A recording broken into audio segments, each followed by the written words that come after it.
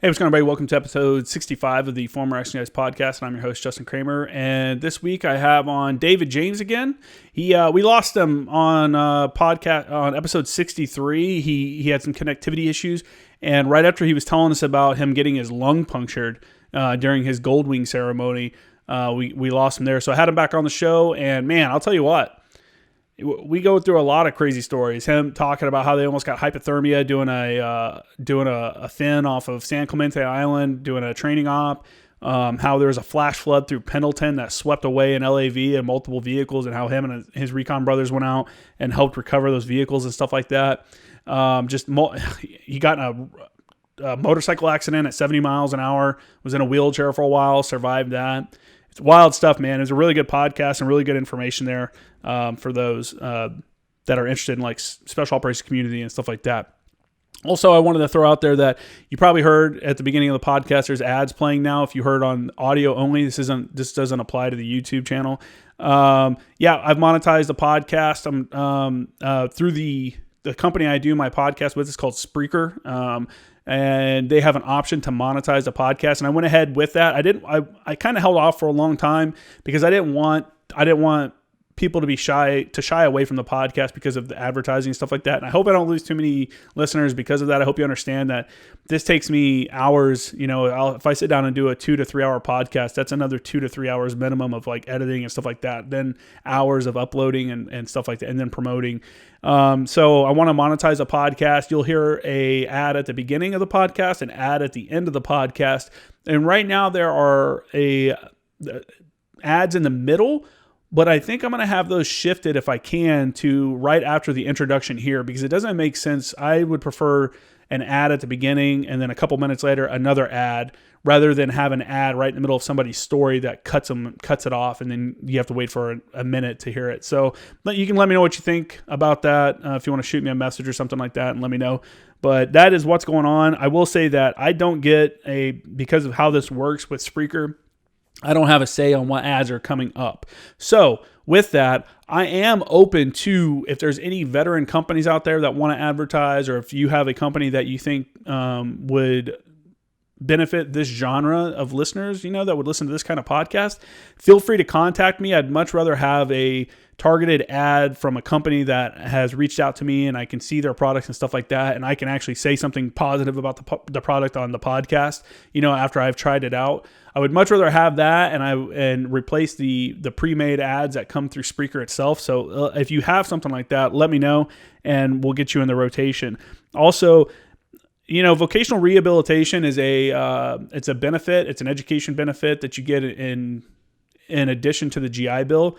If you're unaware of it, a lot of people have heard about it. You hear about it in TRS like that. It's extra training, but people are confused about it. So what I did was one of my first video podcasts was with I think Jose Esparza is the VA. He signs off on the VA or the GI Bill benefits at SDSU, at San Diego State University. He's the one that looks over your courses and stuff like that, make sure everything's legit, and then signs off on it, and that's how you get your benefits. I sat down and did a whole podcast with him about college benefits and stuff like that. So if you haven't listened to that one, I would go back to it. I've also, yesterday or the day before, I cut out like an 8 or 9 minute video of him talking specifically about the vocational rehabilitation program, because people have heard of it, but a lot of people are confused on how you can use it in addition to your GI Bill. I recommend you go back to that. For my audio only listeners, this is only going to be on YouTube. These little clips I'm going to start cutting out of episodes and uploading those videos to YouTube so that people can come back and listen or watch to their favorite portions of episodes, or like what I think is good information, like this vocational rehabilitation stuff. So that, that's going to be on the YouTube channel. So if you haven't already, go ahead and make sure you like and subscribe on the YouTube channel. If you're watching the video, make sure it only takes a second for you to click the little thumbs up and give us a like button, and it really helps out the show. If you're on Apple Podcasts, leaving a review really helps out. Even if you don't write a review, you just leave a 5-star review. We've got 73. We added a couple more 5-star reviews so far on Apple Podcasts. That all helps out. That helps drive us to the top of the charts and gets people more aware of the program and stuff like that, and gets these stories that we're telling out there. These are stories that aren't going to be in the history books, and I think that I think it's important that more people hear about, the people that we served with and the crazy things that guys have done that you would just see on walking down the street, and they're just an everyday person, an average person. And in reality, they've done extraordinary things in their lifetime. And now we have the ability to record that. So, so make sure and get out there and share it with your friends. If you have people that would be interested in stuff like this, friends and family, send the podcast out and help me share it. Other than that, man, make sure to check out my Instagram. As always, it's Former Action Guys on Instagram. Shout out to Rudy Reyes for sharing the last podcast. He it bumped up my followers on Instagram because of that, and I really appreciate him sharing that with over his 100,000 plus followers that he has on his page. And I think that's super cool to support the community like that. And then also my other Instagram page is J Kramer Graphics. And then my website's jkramergraphics.com. Make sure to check that out. Pick up a sticker, pick up a flag, something like that, and support the show. Appreciate it and enjoy. So, Dave James, welcome back to the podcast, and I appreciate you coming back on. And it sucks we had the connectivity issues on the last show. You didn't get the opportunity to continue on with your stories about what you did at Recon, and then like immediately after like getting pinned and having your left lung collapse and stuff like that is pretty wild. I wanted to say too, I was going to take that clip out probably and put it on the YouTube channel by itself so people can see just that, because it's a pretty wild story and it gives some context to, some of the thinking behind people getting a little aggressive with, hazing in that manner. And like we talked about before, most people aren't against the tradition of doing stuff like that. They're just against the overzealous application of it. But we did get cut off last time, and you didn't get an opportunity to promote the organization that you run to prepare potential candidates for SOCOM. So I'd like you to go ahead, and I'd like to give you an opportunity up front to go ahead and talk about the company that you run and what you do to mentor and get these people ready to join the military. Yeah, absolutely. I've been mentoring for over 20 years. I picked up the torch and really gravitated to the opportunity to help our youth when Jim Burns passed away. And we can get more into his story later on down the line. But when Jim passed away from an underwater shallow blackout at First Force on active duty, being my best friend and somebody I really looked up to as a mentor. After I picked myself up off the ground, Justin, I was like, I really got to do something. I got to do something in a tribute, a memorial to Jim. Mm-hmm. And I didn't exactly at that very moment know what that was, but kind of how it worked out is I landed a job at the Gold's Gym here as a personal trainer nutritionist in Appleton, Wisconsin, and started, meeting a lot of people, and they started hearing about my story in the reconnaissance community. Mm-hmm. And then the youth started coming up to me and asking me questions. And as that continued, I just kind of knew that was my calling. And that's what I was going to do in the behalf of Jim Burns and First Sergeant Ed Smith and Vince Baskiansky, and we'll get more into some of their stories later. But yeah, so then I was like, you know what, this is what I'm going to do. On top of the wellness and health of the fitness for Gold's Gym, I'm gonna help the youth. Mm-hmm. And so at first it was just answering questions, giving information about the unit. About some of them were interested in the Navy and in the Naval Special Warfare Program, the SEALs. So then as I continued, I pretty much knew out of the gate that I had to actually, if I was going to really help them, I had to bring them to the pool. I had to actually get them in some physical fitness. Mm-hmm. As you know, a lot of flutter kicks. The aquatics down at the YMCA was where I took them and just started training, and had a big learning curve because I was working with the youth and I was working with civilians, the civilian populace. Yeah. I wasn't, giving the knife hand orders like being in Recon. Yeah, you don't want to end up getting a lawsuit. You're trying to help some kids out, and then you end up getting sued over it. That would be horrible. I mentioned it on the last podcast, and I'll say it again. Something like that is, I think, a good I think more veterans should get involved with the local people that are local, like kids that think about joining the military, because most kids and most people don't really understand the military at all. That's, they've never been exposed to it. We're an all volunteer force. So there's way less people that are touched by the military than there used to be. And because of that, the ignorance towards the military and like how, I mean, they basically own you, there's no calling in to work sick. There's no, like, there's none of that. Like it's a different world that you don't really understand until you're there. And it's crazy the amount of kids you see in boot camp and in the fleet and stuff that are like, dude, this isn't what I thought it'd be. Like, they thought, I knew a kid, one of my, when I was with 3-6, my mortar rep in the Fire Support Coordination Center, was a kid from Hawaii. And he thought he was going to go to boot camp on Hawaii and stay on Hawaii. Like, he didn't even know he was coming to the mainland. Like, and that was the first time he'd ever been to the mainland. And I'm like, dude. And it was just like guys like that. It blew my mind. So I think a good mentoring program is definitely a solid move. And honestly, it's probably, and you may have experienced it, maybe you haven't, but there's probably a lot of kids out there that are lacking a good, solid, like, father figure in their life, someone that's expected, given them an expectation. You know what I'm saying? Like, I expect you to do this, and then when they don't, they understand that it was a bad thing, because now like me, I'm not going to yell at you about it, but you're going to feel bad. I'm going to be like, you failed me, you failed yourself, and make you understand why you not doing it was, just a failure. And you don't have to yell at someone to make them feel bad about that. And I think a lot of kids don't get that, you know what I'm saying? Or there's, they're lacking that father figure, that authority figure in their life that is, setting up some goals that they have to meet. So I think that's solid work. So with your program, like, kind of what do you run through if a kid or if someone hit you? Well, first off, how do people contact you? How do they even find out about you? Yeah, I definitely want to start at the beginning. So as I continued at Gold's Gym to help these youth, I thought, you know what, I'm gonna go down, I'm gonna roll down to the Navy recruiter, the Marine Corps recruiter, the U.S. Army recruiter, because I have been to a lot of Special Forces schools at Bragg, and I'm Airborne Ranger qualified. So I tapped on the door of the U.S. Army too. And I just said, hey, listen, this is my background.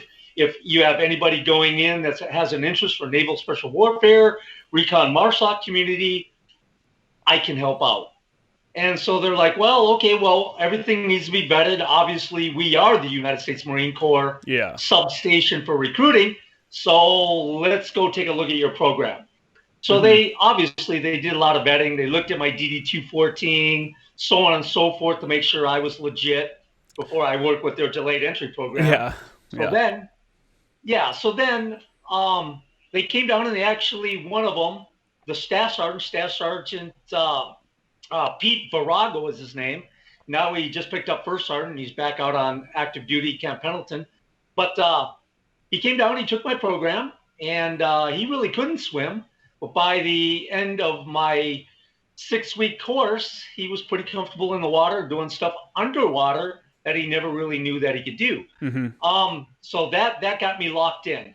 And then what they did is they already had some candidates, some poolees that wanted to go special ops. So they said, I told them, I said, listen, I don't even want to talk to them unless I talk to their parents first. I want to make sure they're on board and they're part of the support system and the journey to do this. I'm going to stop you real quick. I want to stop you real quick because that's a really good point that I think I've known many people that have worked in the SOCOM community, and I think the biggest thing that you could tell them is having a solid support structure in either back home, or if they're married, like, they got to have a solid, like, relationship with their wife, or it's just not going to work out because of we'll talk more about it, but you can attest to it, the amount of training, the amount of travel, the amount of deployments. It's just like, magnified, and that's a huge deal. So I think that's a really important point to point out, I guess. Yeah. So then I met with their parents, and then they came in, and I told them, I said, this is a covenant. The covenant isn't with me. The covenant is with yourself, because you won't be failing me. You'll be failing you if you don't come to all of the evolutions. You don't put forth everything that is directed, and on top of homework, because I want you to do research. I actually want you to look at some websites and some videos so that your swimming continues to improve. Because, like we talked in your previous, Recon Marine side I've been on, it's water, and especially when you go down there to Coronado, they love to test people in the water. So that's how it went, and then because special operations and even the ones that tried Justin are it's such a small group, Mm-hmm. from the recruiting to going out and raising your hand again at SOI, so on and so forth. So, through the years, I've only had maybe 100 even try, and I've had 17 that are now Navy SEALs, MARSOC, Force Recon, SARC corpsmen, through the pipelines, Mm-hmm. legit operators, and yeah, so there was a covenant that had to be made with them That's a first. good thing though. So it sounds like you're helping out those communities by screening dudes already, because there was probably a bunch of guys that, like I said, that have their exposure to the military are movies and maybe a book or two, and then the Right. reality of going out and getting their ass kicked by somebody, crawling through the sand or whatever you guys do, that becomes unfun very quickly. Very quickly, yeah, absolutely, because they have contracts. Mm-hmm. The Navy has a Navy SEAL Trident program, which prepares them, and then the Marine Corps, all they have is a contract. And unless you're a recruiter that's been there, done it, you really don't know what information to give them. So as far as attrition rate and numbers for contracts across America with recruiting, most of them fail. Yeah. They have great intentions. They just aren't linked in with somebody that can really guide them for success. Yeah. Yeah. I mean, it seems like 70% is around the number that all this between all the SOCOM communities. That's the amount of people that don't make it through the entire pipelines for those communities. So it's a tough thing, man. That's one of those things you have to go into it like wanting it 100%. Like there can't be doubt, because those dudes, I think the training cadre at any one of the Rangers, SEALs, MARSOC, all at Recon, all that, they're gonna find that little bit of doubt that you're harboring and pull that out of you. And yeah, so and then I mean the physical preparation too. Like you said, if your recruiter has no idea, he comes from an admin background. What does he know about combat arms in general, or especially SOCOM community and how to prepare for that? So that's a good thing, man. Do you put up YouTube videos or anything like that for people that are like not in Appleton, Wisconsin? Yeah, I've corresponded with a lot of my candidates across the nation, but I've been really fortunate. I was down in San Antonio, Texas, running my program. I've been in Minnesota running my program, Oh, so you travel. California numerous times running my program. I Wow. kind of been here, there, and everywhere. But as far as the attrition, just to kind of roll back just a touch, the U.S. Navy was at 89% dropout of their Navy SEAL program. That's why they developed the recruiting element of the Navy SEAL Trident Challenge program. Hmm. And for me, the Marine Corps was about 89% also, because they just didn't have a mentoring program, and they had gotten rid of the INDOC. Yeah. So they just had all of these guys coming down, and it was kind of this big filtering process that was real lengthy, and they just didn't know who they had. So, um, so when I came aboard, you're right, I assisted the Marine Corps, especially by helping their numbers with my program, even though my program was very small, but continued to get recognition, being down with Big Daddy Master Guns Croft, Brian Yarlum, 30 years, Recon Marine, Stefan CUIC of BRC. The program really got actually pretty big, Justin. So, That's awesome, yeah, man. That's good. yeah, the attrition rate right now, if I'm not still mistaken, and there's kind of a double-edged sword on it, is that it's 89% for recon.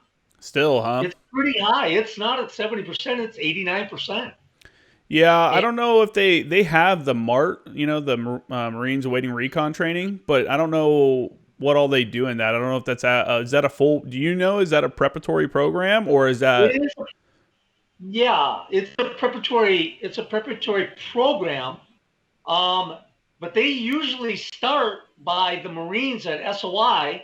They raise their hand, Mm-hmm. and then if the screening goes well, their SRBs, their eyes, medical, so on and so forth, they'll get the opportunity to go down to Marine Waiting Recon Program. When I was there, Justin, they did not bring them to the pool. Hmm. Right. That They seems and just that's what every guy I've talked to on the recon side, they're like, that's that right there. Like the overwhelming majority of people that don't make it through recon training quit that first week in the pool. right. So they didn't do that when I was there. I recently heard, because I've got a candidate in Mart right now. Hmm. I guess they are taking them to the pool on certain days. So That's good.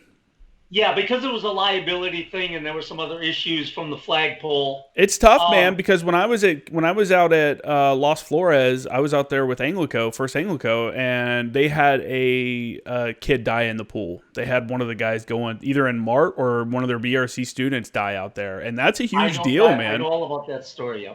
What's that?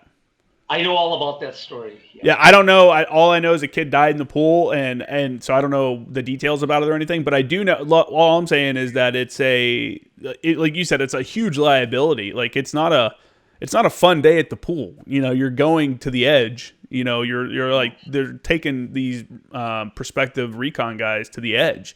And seeing if they can take that punishment. And some guys go too far. Or on their own, they go over the edge and black out or whatever. So I don't know. Right, exactly. How many times do you think you blacked out underwater? I never blacked out underwater, to be honest with you. No. I went through pre scuba with the same guy that drove the rock into my gull wings with Big Ron, Scary Very. And yeah, no, I never blacked out underwater. That's good. But the guy that took honor grad in my pre scuba, Turner, he did have an underwater shallow blackout. They pulled him out. I actually have that on video. I can send that to you. And they revived him on the side of the pool. And once he was coherent, they ordered him right back in the pool, Justin, and he stepped right back in after having an underwater shallow blackout and became honor grad out of pre-scuba. Do you think they would still do that? Do you think today? Would that still be allowed? Yeah, things have changed a lot. I don't want to go into a specific area what they're doing with pre-scuba because it's been years. Oh yeah, that's so fine. I don't want to. Do you think they should do that? Do you think that? That's the right thing to do to put them back in the pool right then? In that area, absolutely. And I know that could be debated today, but absolutely. I think that, if you're going to be an underwater frog man and put limpet mines on a ship, or you're going to fight another frog man, with your shark dive knife, yeah, you better be ready to get back in the water and do what you need to do. Yeah. So yeah, that's crazy, my man. era, so. People that don't like water are probably sweating right now. Listen to this. Like, God, fuck that. Yeah, exactly. And this is great that we're really emphasizing the water portion because that's what I did. 80% of my program, other than spending a lot of time and getting in their heads and getting that kind of civilian misdirection out of their head to let them know what they were about to do. So water, amphibious, that's been my program. I've had them out on Camp Pendleton, Del Mar Beach, out in the surf, the whole 9 yards. And like you said, there's a lot of liability. I did have MARSOC and Del Blair, the MARSOC Shark Corpsman in charge of MARSOC at that time for the Corpsman, came down and took a look at my program. And we definitely talked about being on a federal installation, running my program, and what would happen if somebody drowned it. Yeah. But thank the good Lord and thank a lot of learning curve and thank a lot of my Recon Marines that came down to ensure that I had, that continuous learning curve to keep my candidates safe, but yet push them to where they needed to go in the water to be successful being an amphibious frogman parafrog. For sure. You know? I was talking to a guy on Instagram yesterday who'd mentioned to me that he's like starting a small business or something like that. And he was talking about how he's grateful that he has a really good support community around him. He's a veteran also, and he knows a bunch of people in the veteran community and talks to them and stuff like that. And I told him, I was like, dude, that's key, man. I was like, you have to have people that you can go and lean on. That's there's such a diverse, like, I don't know, such a diversity of thought of people that are in the military and stuff like that, that you can lean on these, like you said, your brothers and sisters that are from the military, and use them as resources for keeping up to date of like how training is going on or something like that. Or, I don't know. I think it's just, I just wanted to point out, having people to lean on like that is key for any business or any kind of like venture, like doing what you're doing. You can't do it alone. Like you do it alone, but you have other people that you're, I don't know, getting getting that exactly help from. right. Absolutely. And I did want to mention, you said something in the first podcast when you came out of the gate about that person that was running a program for $600 to do pull-ups, push-ups, and maybe do some running. Yeah. But I wanted to take this opportunity to mention, in the 20 plus years, Justin, I never charged one of my candidates one dime for my program. That's awesome, Not man. one dime in all these years. See, that's how you know it's legit. Because you're not in it. That's how you know you're not in it for you, man. If you're not charging people, like so that's awesome. You're just trying to better the community, and I think a lot of people can appreciate that. And just even if it like was just passing out knowledge, just basic knowledge, like, hey, this is kind of the overview of what you can expect. Even that little bit of, I don't know, giving back can do a lot. That can shape people's understanding of what they're getting themselves into, and maybe they're not ready for that. Maybe I'm not a combat arm. I had a kid who was an 0861, a fire support man. He's a forward observer, gets to the fleet, and like this is in 2011. No, this is 2009 or 10, and he's talking about how, we got Afghan rotations going. He's talking about how he doesn't want to deploy. Like he didn't want to get into combat and all this stuff. And I'm like, dude, you joined a combat arms job. And like, what are you talking about? Like he didn't, I don't know, his misunderstanding of what he was getting himself into led him to a point where we're like, what are we going to do with this? So I'm like, you know what? He doesn't want to deploy. We got to send someone to Oki. They got a IA thing they're calling up for someone in Oki. Send his ass over there, man, because these guys want to go to Afghanistan, and that's who we want to go to Afghanistan, like the dudes that want to be there. And like I said, you giving that information to people and letting them be able to have a better picture of what they're getting themselves into before they make a decision is huge. And it just weeds people out, and it probably saves us who knows how much time that cadre no longer have to deal with weeding those people out on their own. So that's pretty cool, absolutely. Man. And two, I wanted to say that I did receive some financial assistance from some of the families. They did help with gas, and they helped with equipment. You know what I mean? The equipment is expensive with all the rocket fins. They're $200 at a pop. The actual dive fin, because I did everything authentic. Yeah. I didn't buy generic. I mean, I had the real deal stuff.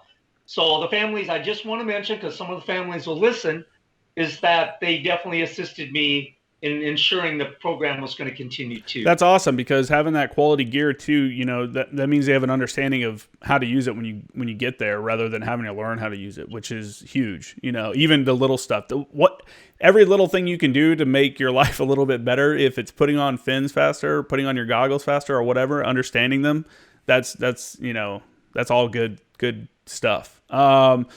So you said you travel, huh? You do that? Do you travel quite a bit still?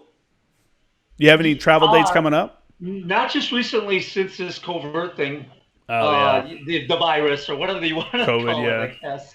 The hoax that's coming for me. But oh no, he's a hoax guy. Right. I just kind of say it the way it is. I believe in the virus, just real quick. I believe it, but it's a hoax with numbers, and go into that some other time. But I know what you're saying. I also believe it, but I also think some of the numbers are overinflated. And when you see people getting listed as COVID deaths, but they died from like a motorcycle accident, like, come on, man. I know what you're saying. It's real. People are dying, but it's crazy. I don't know. We live in a weird time. Let's just leave it at that. Let's just keep on with what we were talking about. So Recon. So do you have any travel dates? Coming As up far like. as my travel, what I did is because once I had, some of my candidates that went to the Navy, my first one became a U.S. Navy SEAL. My very first candidate became a team guy. Mm-hmm. And then at that point, I'm like, holy cow, he made it. He made it. I give him all the ingredients. He took it and he made it. That's awesome. So at that point, Justin, I was like, you know what? I'm all in. I'm all in this. I don't care what it takes. I'm going to gravitate. I'll work at Mac and Don's Supper Club, McDonald's. I'll flip burgers in the journey of getting this on board with the United States Marine Corps Recon community. And so that's where I went with it. But my travels, I was here, there, and everywhere. I went to a special op reunion in Andrews, North Carolina, 12 years ago. Mm-hmm. And this is just talking about travel. At this reunion, it was 3rd Recon Battalion Shooter Platoon reunion. And I hadn't drank in like probably 10 years longer, Justin, but I thought I was in a safe zone. Not really a fan of safe zones, but I was at this reunion at Mad Recon's Hacienda harbor site, and I drank for 4 days. I turned into the rage. I got wild, did the Pee Wee Herman on top of the bar. And on the 5th day of the reunion, we were all there. I got on a Heritage Harley, big ape hangers, drag pipes. It spit flames. It was a bad motor scooter. Mm-hmm. And I was going 70 miles an hour, hit a pothole, did a high-speed wobble, did a 90-degree at 70 miles an hour, Justin, into a steel guardrail. Oh, shit. Yeah, I almost severed my right leg, broke my scapula, 4.5 units of blood on the ground. Holy crap, took a man. Lifeline helicopter to Chattanooga Trauma 1 Hospital. And you'll see where I'm going with this for travel. So, yeah, it was really bad. I flew 38 feet through the air. My skid lid blew right off my head because I hit that guardrail so hard. Well, good thing you were wearing it, though, man. Jeez. Yeah, it really didn't make any difference. I hit so hard, I was wrapped up in the bike. My tibia sheared off and was an open compound fracture. Flew 38 feet through the air, landed on my back, had 4.5 units of blood on the ground. The guys I was riding with, they got on the horn, called in a bird, said he's a bleed out here if you don't get here. Flew me to Chattanooga Trauma 1 Hospital, calmed me down, put me on morphine, whatever. Landed on the roof. They had the gurney there. They put me on the gurney. The Padre walked up, took my hand, read me my last rites. Oh, my God, dude. I freaked out. Oh, my God. They zip-tied me down, put me down for 14 and a half hours, self-induced coma.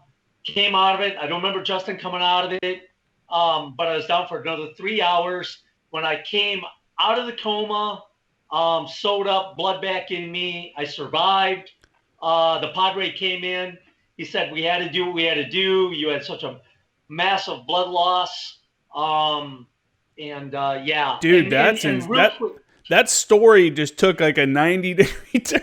I was like, yeah, man, that's cool. You guys had a reunion? Cool. And then you're getting read your last rites. Holy shit. So you remember that? You remember him reading your last rites to you? I do. Oh, my God, dude. On the helicopter ride, they had me coming out of stages of shock. I was in so many stages of shock. But they calmed me down. I'm like, whatever the period of time, the helicopter ride over there. I was like, okay, I'm alive. Everything's good to go. They put me on the gurney. He reads me my last rites. I go into rage. Zip tie me down. I don't remember anything after that till I came back out of the second coma induced. And then Mad Recon, Mark Doherty stayed in the room, Justin, for 7 days. He never left the hospital room. That's cool, man. He told me that his phone didn't stop ringing for 3 days, $800 phone bill from SEALs and Recon Marines literally around the world. That's awesome. Yep, we're calling me so Semper Fidelis. That's awesome, man. That's damn, man, that's crazy. What happened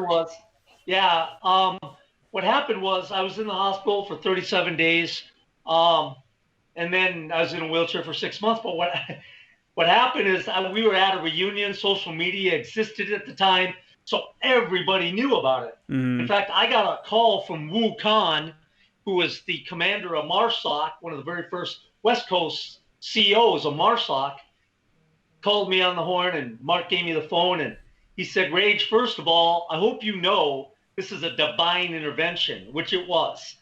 And he said, why do you always have to top everybody's story? You know? So, and That's I a remember story, that man. conversation with him. But real quick, I do want to hit on this, Justin. It was a divine intervention for me. I prayed because I was scared. It was a real wake-up call for the Rage. So I prayed for 3 days, got out of the wheelhouse, and bowed my head to the good Lord and gave myself to Jesus Christ. I want to say that. That's it, man. I can't hate on somebody that finds something that, brings them peace. And it gave me peace, and only God could script what I'm going to tell you next. Because we were talking about travel and talking about the program. Once I gave myself to the good Lord, every door came open. Because prior to that, yes, I was mentoring, and yes, I was helping the youth. But I'm telling you, he scripted it because every door opened. And all of a sudden, I'm getting called by Naval Special Warfare, some SEALs I know about the program.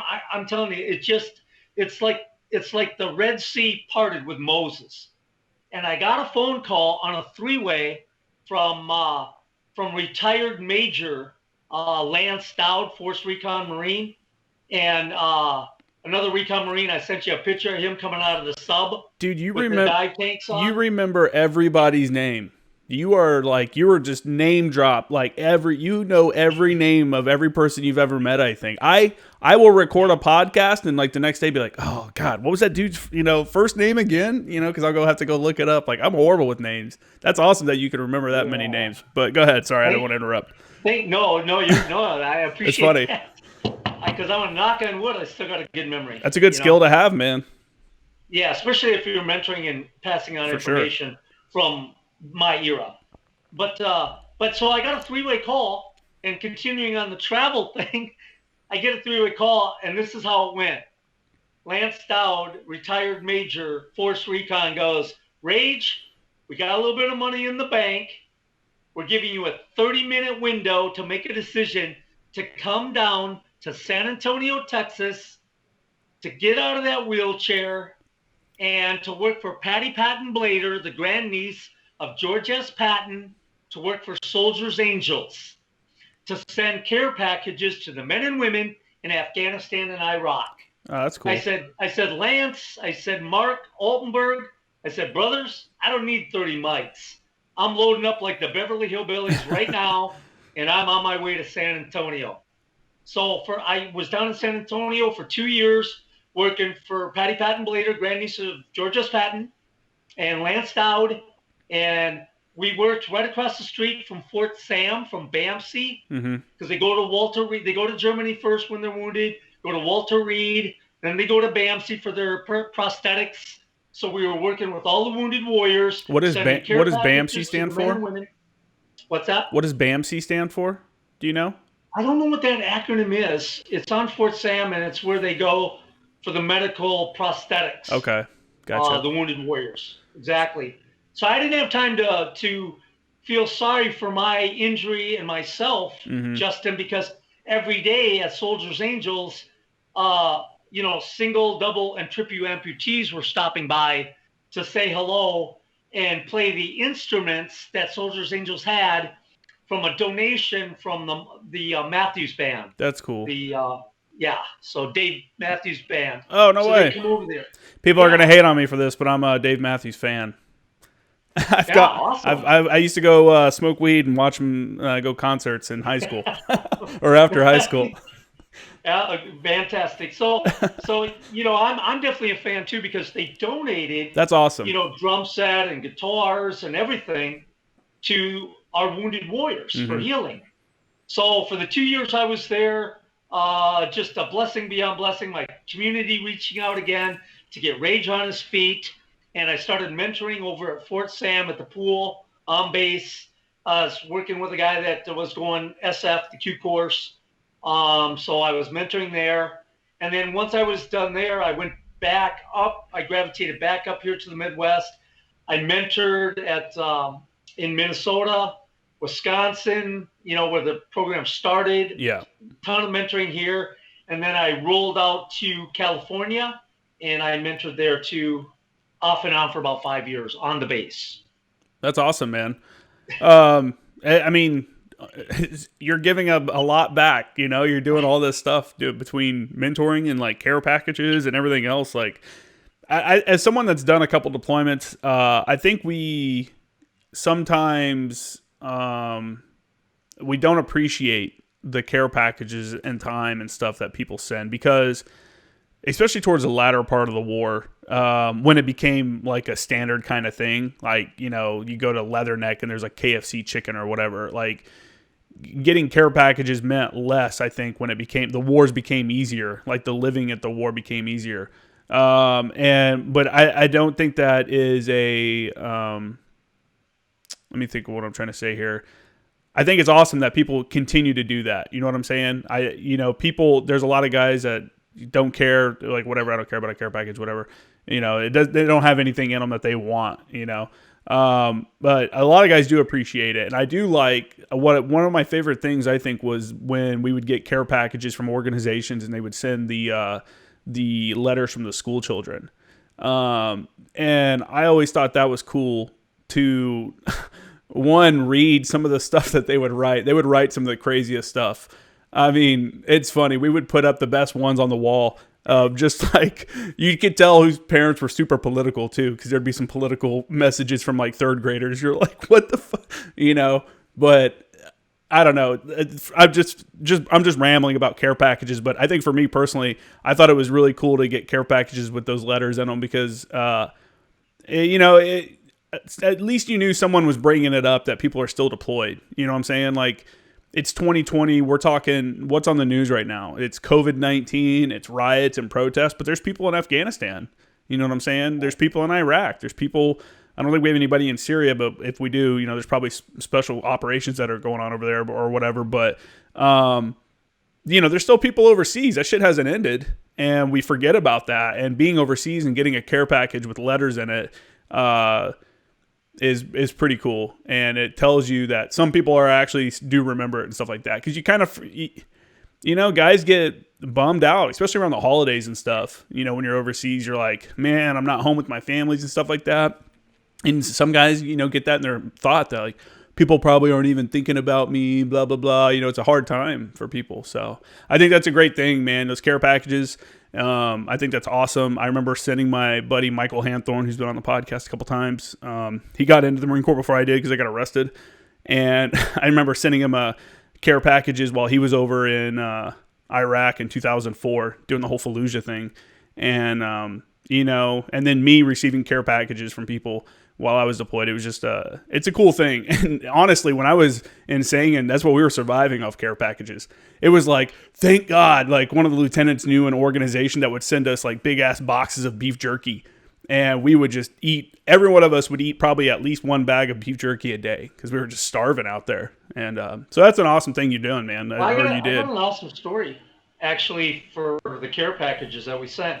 Well, first of all, one day, because Patty Patton Blader, she was just all heart, all heart, because both of her sons served in the Air Force. They went over to Afghanistan. She starts sending them stuff.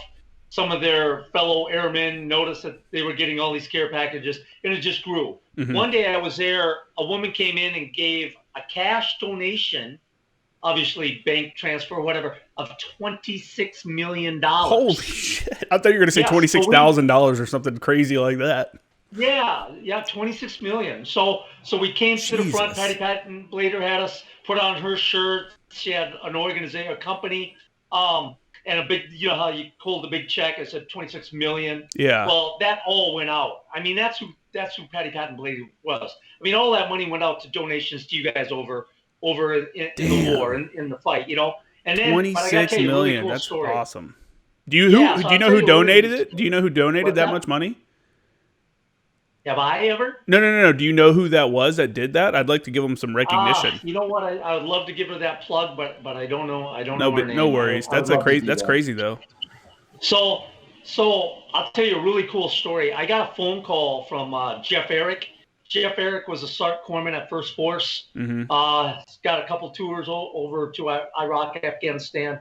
Really solid guy. I was actually just with them because my friend SART corpsman Navy SEAL just passed away. But I'd like to share a little bit of his story later on, Sure. Justin. Yeah, for sure. But he gave me a call and he's like, "Hey, Rage, I know you're down there with Soldiers Angels, and I've got a challenge for you if you could do it. I got a SEAL team, buddy, that his team is not at a regular, at a regular location of a base. They're way out, away from, way deeper Mm-hmm. in the war zone. And they would like, a couple items if you could get it to them. I don't know how you could pull that off. I don't have any recommendations. They just asked me if they knew anybody that could send them some stuff. I said, well, all right. I said, this is what we'll do. We'll put a big box together, socks, snivel gear, personal items like you said from the kids, Mm-hmm. a touch of home. We'll get all that put together. What I'll do is they don't have to let me know where they're at. What we can do is I will send them. You find out exactly where they're at. Give me that information. So let me retract on that just a second, Justin. So I can get the closest base, the closest place. I can send it to a first sergeant or sergeant major. They can send somebody back, get it, and bring it out to where they're at. And Yeah. that's exactly what happened. I'll So say that even that's a guys good that's a good idea. As much as I hate on first sergeants and sergeants major, like yeah, I said that right, sergeants major. They will do something like that. If you're trying to do like a care package out to like a remote post and you know that they're in that area, many will do something like that. I'll give them that much. yeah, it was the whole thing went really smooth, and they relayed back, and Jeff got the information that they got that care package and what it really meant to them out there. That's cool. In the remote, off the grid, 10-digit grid, whatever. It's tough out there, man. It's tough, and we were at Fob Jackson, which was a bigger place, but they broke it down to a company-sized fob, right? And our advisor team was there, and we were getting literally. You'd go to get chow. They had those hot trays. They, those things they throw in boiling water and heat up, and it was like a scoop of the main piece, a scoop of rice, and like a drink, and it was like. We were starving out there, and you need way more food than that when you're out patrolling or you're out doing stuff, and it's 100, over 100 degrees out. Like those care packages, honestly, man, I am so glad that there were so many people that sent us stuff because I came back skinny as fuck from just being out there and, obviously working out while we're out there and stuff too, but just not having any food. We were always pumped when our Afghans would cook food when we'd go out with them because we were on the advisor team then. And it's tough. And it sucks because it sucks when you go back to like Leatherneck or one of the major bases and you see care packages just piled up in a corner that some admin unit gets 1,000 of, because they have a first sergeant or somebody that gets them. Because that's normally what happens is there's a gunny that knows an organization or a first sergeant that knows an organization like your own and gets those care packages lined up. And you come back and you see these people with piles of care packages that don't want them because they're on a major base with like a PX and a chow hall and all this stuff. And there's dudes out there that are starving. And it's like, dude, push that shit out to the front, But yeah, beans, bullets, and band-aids. That's good stuff. But getting back to the program a little bit, when I gravitated out to beautiful Southern California, mm-hmm. I landed a job right on base, which again assisted me on the program and reaching out to actually active duty guys that wanted to do a lap move or that were in the infantry mm-hmm. that wanted to try out for Recon pipeline. So I landed a job at 21 area, Del Mar Beach with MCCS, the old MWR. And we break the beach every morning and work with some great guys down at Del Mar Beach. And anybody listening, I work for Del Mar Joe, who had done 20 years in the Marine Corps, 45 years as the head person down at Del Mar Beach. What a Del Mar great place Show. to work and just be at every day, man.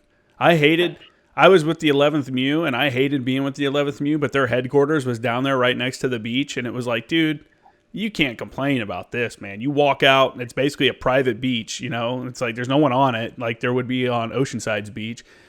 We would go down there and get a burrito at the burrito shack at lunchtime, just sit there at the beach and eat a burrito. Like, what an awesome place Del Mar Beach is. What were you doing down there? You were just running the training program out of Del Mar Beach down by the basin Well, or something? I was working, maintenance and so on and so forth Oh, for that's the right. RVs. That, Right, for Del Mar Beach. So that was my job, which I was working on base, which was phenomenal because I wanted to continue to mentor. So now I was on base, the whole 9 yards. mm-hmm. So then I went up and Big Daddy Master Guns John Croft, who did 27 years in the United States Marine Corps, multi-toured. Big Daddy. I mean, anybody going to watch this, loves Big Daddy. He's the Took Go care of Ruck his guy, troops. right? What's that? Is he the guy that's with Go Ruck? He was the ops chief for Go Ruck, but now he's the ops chief for Black Rifle Coffee. Oh, that's with cool. them now. Yep. So Big Daddy was down there, and I actually had somebody going through BRC at the time when I first arrived for that job down at Del Mar Beach. Mm-hmm. And I talked to Big Daddy, and I'm like, hey, I'm going to run this program. What do you think? He literally, him and Jeff Powers, retired full bird colonel, who is legendary in the Marine Corps. They gave me 5 hours in Big Daddy's BRC office because he was a staff NCOIC. They looked at my entire program because Justin, I've got it in color. I've got it in, all in documented nutrition program. It's all in there. Mm-hmm. So they looked through it. We talked about it. They gave me a thumbs up. They said, Rage, it's really good what you're doing in service to your unit, your country, so on and so forth. Mm-hmm. And as those guys are warriors beyond warriors. So then I started mentoring down at Del Mar Beach. I was running them up and down, put them in camis, made it legit, and worked with, and obviously I'm not going to say any names because those guys are team guys now. Yeah. They're in Recon, they're SART guys. And I had 5 solid guys. I worked with them for 1 solid year.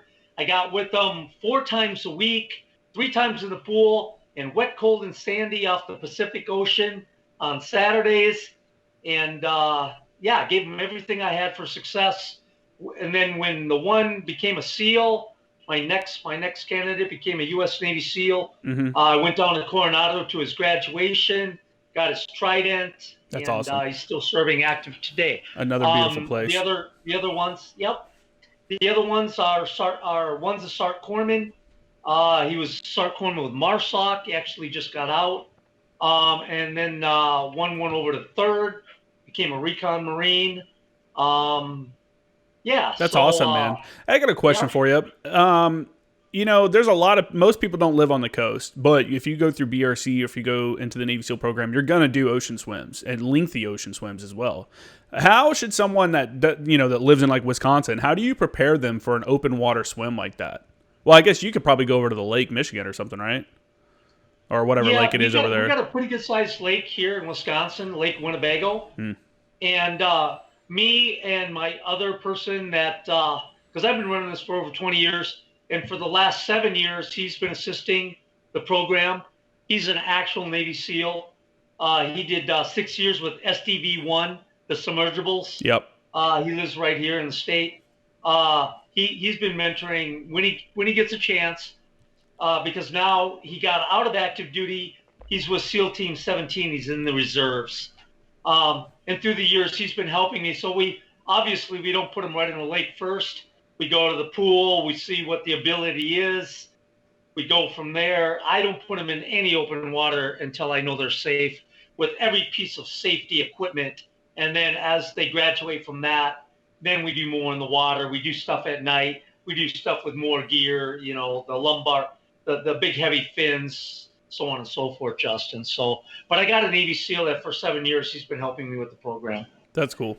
Yeah, I know just that Yeah. open water swimming is just like I guess you can't really replicate that until you get into the Pacific Ocean. Like, I mean, I've been beat up by the waves riding that fucking thing, out in the Oh, Pacific. That oh, thing, very cool. Yeah. yeah, Yeah, you know. yeah, I didn't know if you had any kind of advice for anybody that like lives in, not near a big major body of water, what they can do to prepare for getting beat up by a big salty ocean. I do. I do. What a perfect question. Powerful question, Justin. I do. Anybody out there that looks at my program website, so on and so forth, what MARSOC puts out, what Recon puts out, and you are going to go to the water, Mm-hmm. the first thing I definitely recommend, because it's no joke, because my best friend in the Marine Corps died on an underwater shallow blackout, It's crazy. Jim Burns. And he was a LAR 5 diver, Halo, and the whole 9 yards. Legendary Marine, and he died in the water. Mm-hmm. So that's where this program stemmed from a Recon Marine drowning. Yeah. So my information I'm putting out there to those that want to attempt to try, and good on you for that too. Go to a pool that's got lifeguards. Introduce yourself. Tell them what you're doing. Start in the shallow. Get comfortable. Every evolution you do in there, and if it's underwater, make sure you've got somebody that comes with you that can be in the water with you. Mm-hmm. Observe you at all times. Those lifeguards are watching other people, and sometimes they're not paying attention to the level of training that you're doing in the pool of underwater and treading water for 30, 2 hours, whatever you're going to build up to. Yeah. So what I recommend, period, I tell my candidates, if you're not working with me, you're going to the pool, make a great rapport of trust of the lifeguard on the side of the pool, because it's their pool deck. Mm-hmm. Find out what you can and can't do, and then ensure that if you're going underwater and they're letting you, you go remind them, I'm going to be underwater for this period of time. Keep that dialect going, keep eyes on, make sure they're keeping eyes on you. Because as you know, and we've already talked, this is no joke. For sure. Well, and the good thing too is those lifeguards can understand, because they all go through lifeguard training, which is again not an easy thing to do. So they should understand, like, okay, I doubt they're going to say no, unless their pool strictly prohibits something like that. I think that for the people listening, what I'm getting at is they'll probably be more understanding than you would think. Yeah, and they're really impressed that you would come up, and happy with that you would build a rapport and have their trust and see what the rules and regulations of the pool are. Mm-hmm. So you've already started off on a good note with them, But yeah, so that's what I recommend for anybody watching. So that water, yeah. So let's talk about that open water swimming. You sent me a text and was talking about doing a fin out in San Clemente. So you want to get into that story and kind of, take it from here, I guess. Yeah, when we reached out, and you've given me this gigantic opportunity to speak, and the ones that my candidates, my brothers, again, from the heart, brother, I really appreciate it. Oh, no, man, I appreciate you coming on. This podcast can only be a good podcast because good guests come on and tell their stories. You know what I'm saying? So this is it's more because people like you decide to come on here than anything I do. Thanks. I talked to my team leader. His name is Chino Alvarado, and Papa Pig. So he was our team leader back at 1st Recon Battalion, and a super close friend of mine. He retired out of Recon Marine, been to all the Recon units. On the battalion level, I don't believe Chino was at force, but he did everything. He came in the 70s, the old school, and he was old school. So we were doing the FTX with the SEALs, doing a swim off the LHA, the Bellewood, for our Westpac. We're doing like I said, the final training exercise, and we were to get on the Sea Fox. The Sea Fox lowered us down. We're all geared up. We went full combat gear, 104 radios, 77 brick radios. Before your time, probably. Yeah. Full gear. And Sergeant Alvarado, because he was old school recon, he's like, you know what? The water temperature is 56 degrees. The Sea Fox, a SEAL delivery vehicle, traveling at 28 knots, 32 miles an hour, screaming across the Pacific Ocean, zero dark 30 off San Clemente Island. It's only going to put us 1,500 meters behind the surf zone, so we shouldn't be in the water that long. We're not going to wear wetsuits. We're going to wear camouflage fatigues, jungle boots, dive socks, and Jungle boots. that's how we're Oh, going to go.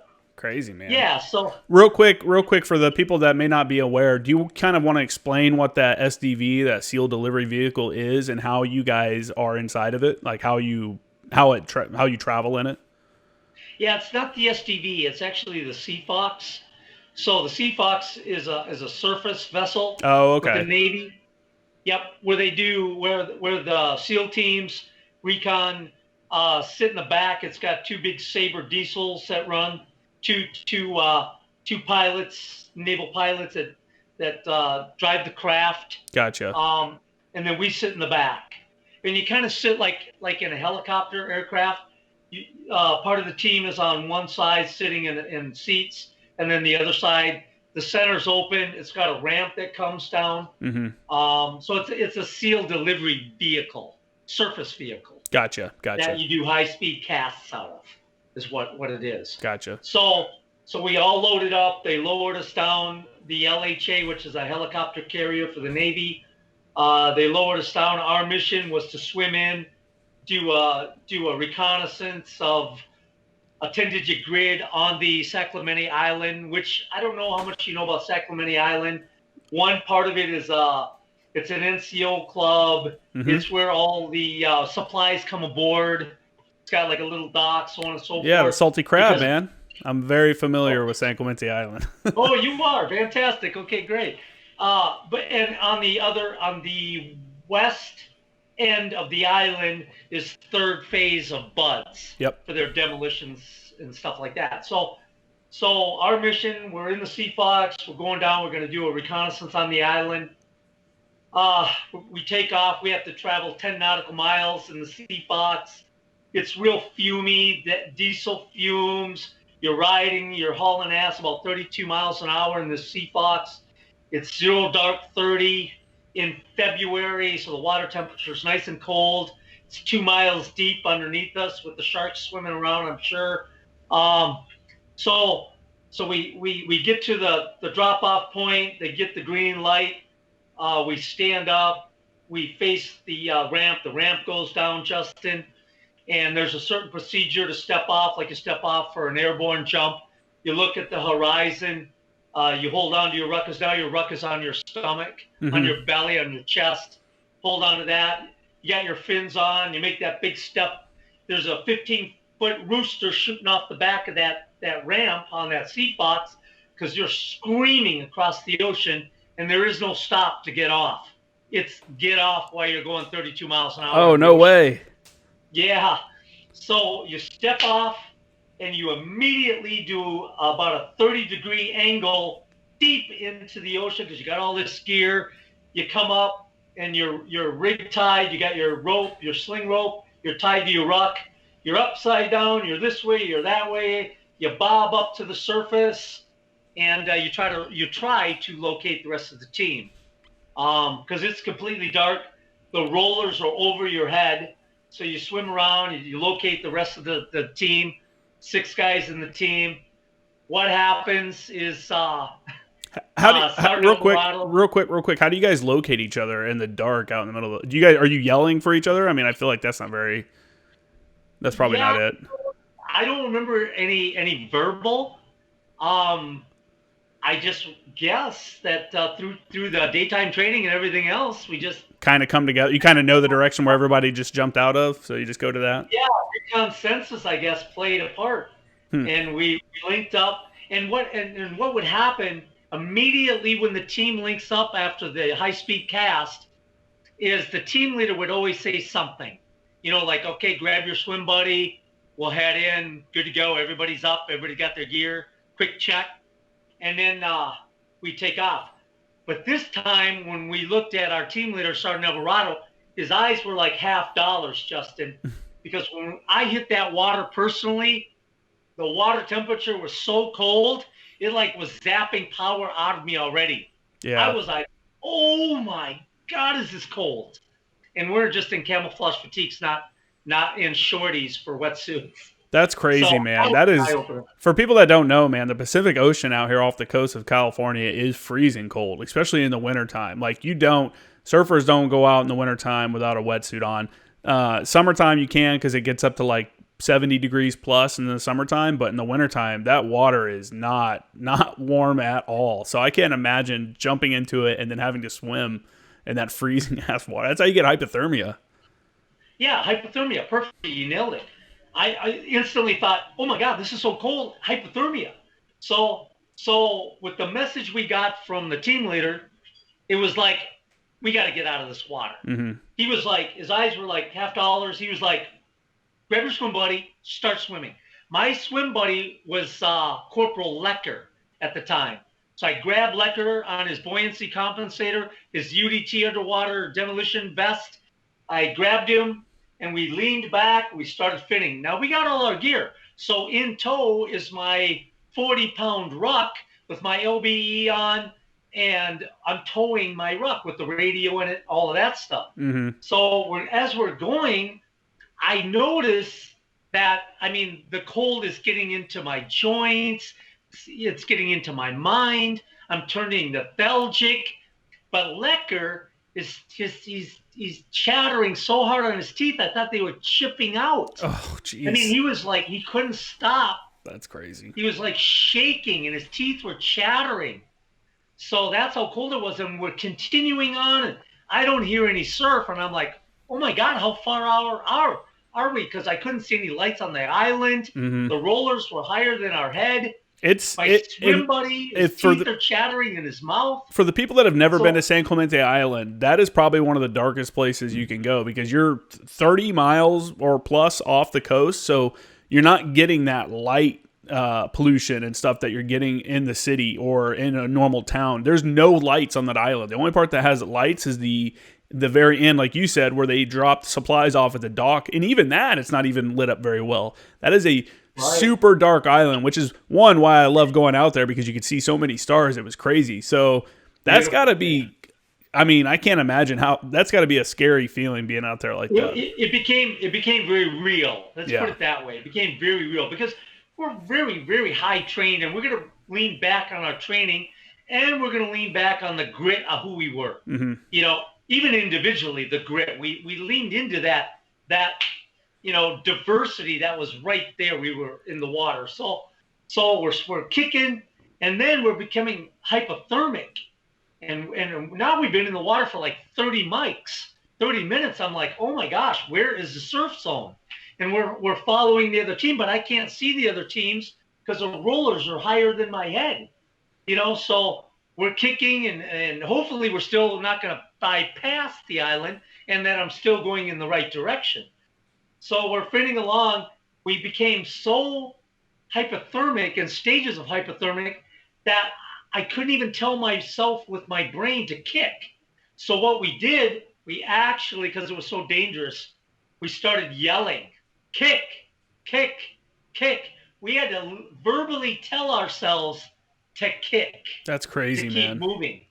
Yeah, because obviously we wouldn't have drowned it because we had buoyancy compensators. We could have pulled the CO2 cartridge and stayed afloat, but the problem was we'd be floating corpses by morning. Yeah, for sure. So what we did is we kicked and we kicked and we kicked for about an hour and 30 minutes in hypothermic water. Man.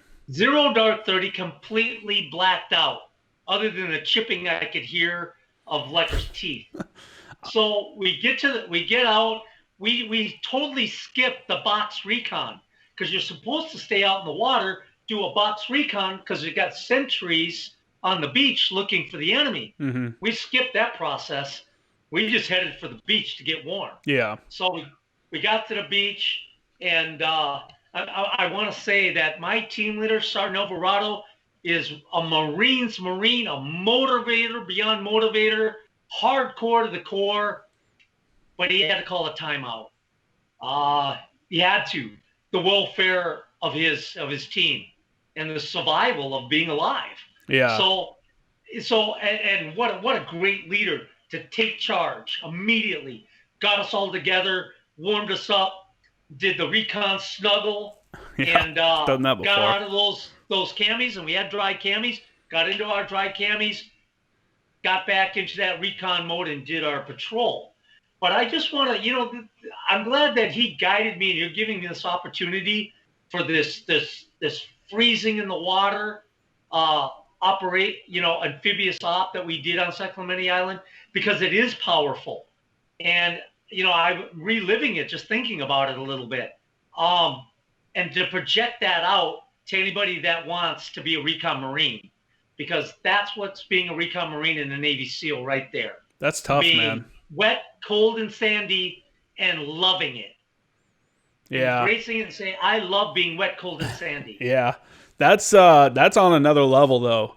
Cause once they kick you guys off the boat in a situation like that, it sounds like you don't have any way to call a timeout in the water. Like there's no safety boat trailing you guys, right? Nope. There's nobody. We were completely on our own, because the Sea Fox went back to the LHA, the Bellawood, and we have no comm. We got comm in the bag, but by the time you try to get all that out, try to get comm out there, we'd have just been stuck in the water longer. Yeah, yeah. That's crazy, man. That's an hour and a half in that water. Like I couldn't imagine what that was like. That's one of those things where I bet you didn't feel warm for a long time. Probably took a minute for you to feel like you were coming back to normal. The only thing I can have that's even close, or I've experienced that's even close to that, was having a group. We were in 29 Palms. It was like the end of November, and they told my team, they're like, hey, here's your impact area. Like, this is the impact area you're going to use. Find a OP. Like, there was no established OP. We're going to patrol up and find an OP up in the mountains in 29 Palms. And we were going to be shooting from, I think it was 2200 to 06. And it was November. It was the end of it was like freezing ass cold out. I think it was like 40 degrees out, but we had sustained like 30 mile an hour winds with gusts that were faster than that. And none of us had sleeping systems. One guy had a sleeping system because he brought it even though he was told not to. Because I initially was like, hey, let's bring our sleeping systems. And my gunny was like, hey, you're not going to need them. You're going to be up all night doing call for fire. So we didn't bring them, but we did have ponchos and poncho liners, in our assault packs, obviously. And, dude, I really thought my guys were going to be hypothermic. Saying, one of them was freaking out. Like, it was like, it got really bad, man. That's the coldest I've ever been in my life. But it was one of those things where the next morning, the sun came up, which that right before the sun comes up is always the coldest point, right? The sun comes up and we're like, we get the radio call to come down the OP, come down. And we took a big group photo afterwards. And we're like, dude, that was the coldest all of us have ever been in our life, the most miserable. But I don't think any one of us would trade that memory though, because that one, it tells you what you can make it through, right? And yours is like way more extreme. So it just shows the ability of the human body, to continue going as long as you can like keep your mind right to, like you saying kick, having to force yourself to remember to keep doing it. I don't know. It's just, being cold is the fucking worst. Like being miserably cold, and it's ironic that the coldest I've ever been is in the desert, But yeah, I've been up to the desert. 29 Palms is very cold. Absolutely. Yeah. Too is the Marine Corps. The way I see it, it teaches tenacity. Mm-hmm. Tenacity to win, and you don't become like this commando spec op guy that's got all this Bruce Lee martial arts shit going on. You got the tenacity to will and trust your brothers, trust the system, and trust your training. Mm-hmm. And that's what got us through that swing. Yeah. Trust. We had to have faith. For sure. Something way bigger than us. For sure. But that starts at the first day on the yellow footprints. Having that trust and probably also not wanting to for you guys specifically, not wanting to disappoint your swim buddy. Like I can't stop swimming because then he's going to have to drag me. You know what I'm saying? So it's like one of those, like, I'm not going to be the one that stops kind of deals, which can, Absolutely. that pride of like, I'm not going to quit in front of my friends is a huge driver, and I don't know, man, whatever you got to do to get through a situation like that, dude, that's tough. Cause that's one of those things you could easily have read on the news, 6 Recon Marines dead on San Clemente because of blah, blah, blah. That's tough that you guys made it through that. And man, it just highlights the point that sometimes training will take you to the edge and you got to be ready for that. And, maybe we can debate that there probably should have been better safety, policies in place, but at the same time, you have to sometimes get training like that because that's realistic. That's how it's going to be in real life. There's not, Big Brother's not going to be sitting there floating next to you on a boat going, okay, you're too cold, hop out. Here's your cup of cocoa. You know what I'm saying? Like, that's not the reality. The reality is, if that was a real combat mission, no one's coming to save you, man. You're in the water. It's on you now. So fucking do it. And yeah. So Yeah, I would like to talk about the safety thing. There's such thing as over safety. For sure, 100%. On that same op, his name was Steve Winter. He was not in my team because all the rest of the teams got inserted the same way. Mm-hmm. So there was another Sea Fox, and plus that Sea Fox went and got other teams. So Steve Winter, who was a phenomenal swimmer, incredible recon Marine, he had too much safety within his team because they had 550 cord, dummy cord, 550 pounds of tensile strength per inch, mm-hmm. parachute cord. And what they had done is they took parachute cord and they dummy corded their weapons, their M16A2s, to the little copper piece on their low bearing gear that's sewed on there. Okay. On the strap. And what happened was when he left the Sea Fox, when he stepped off with his fins and all his gear through his ruck, there's a little wing nut on the ramp because it's kind of got the scissor thing when the ramp comes up the arm.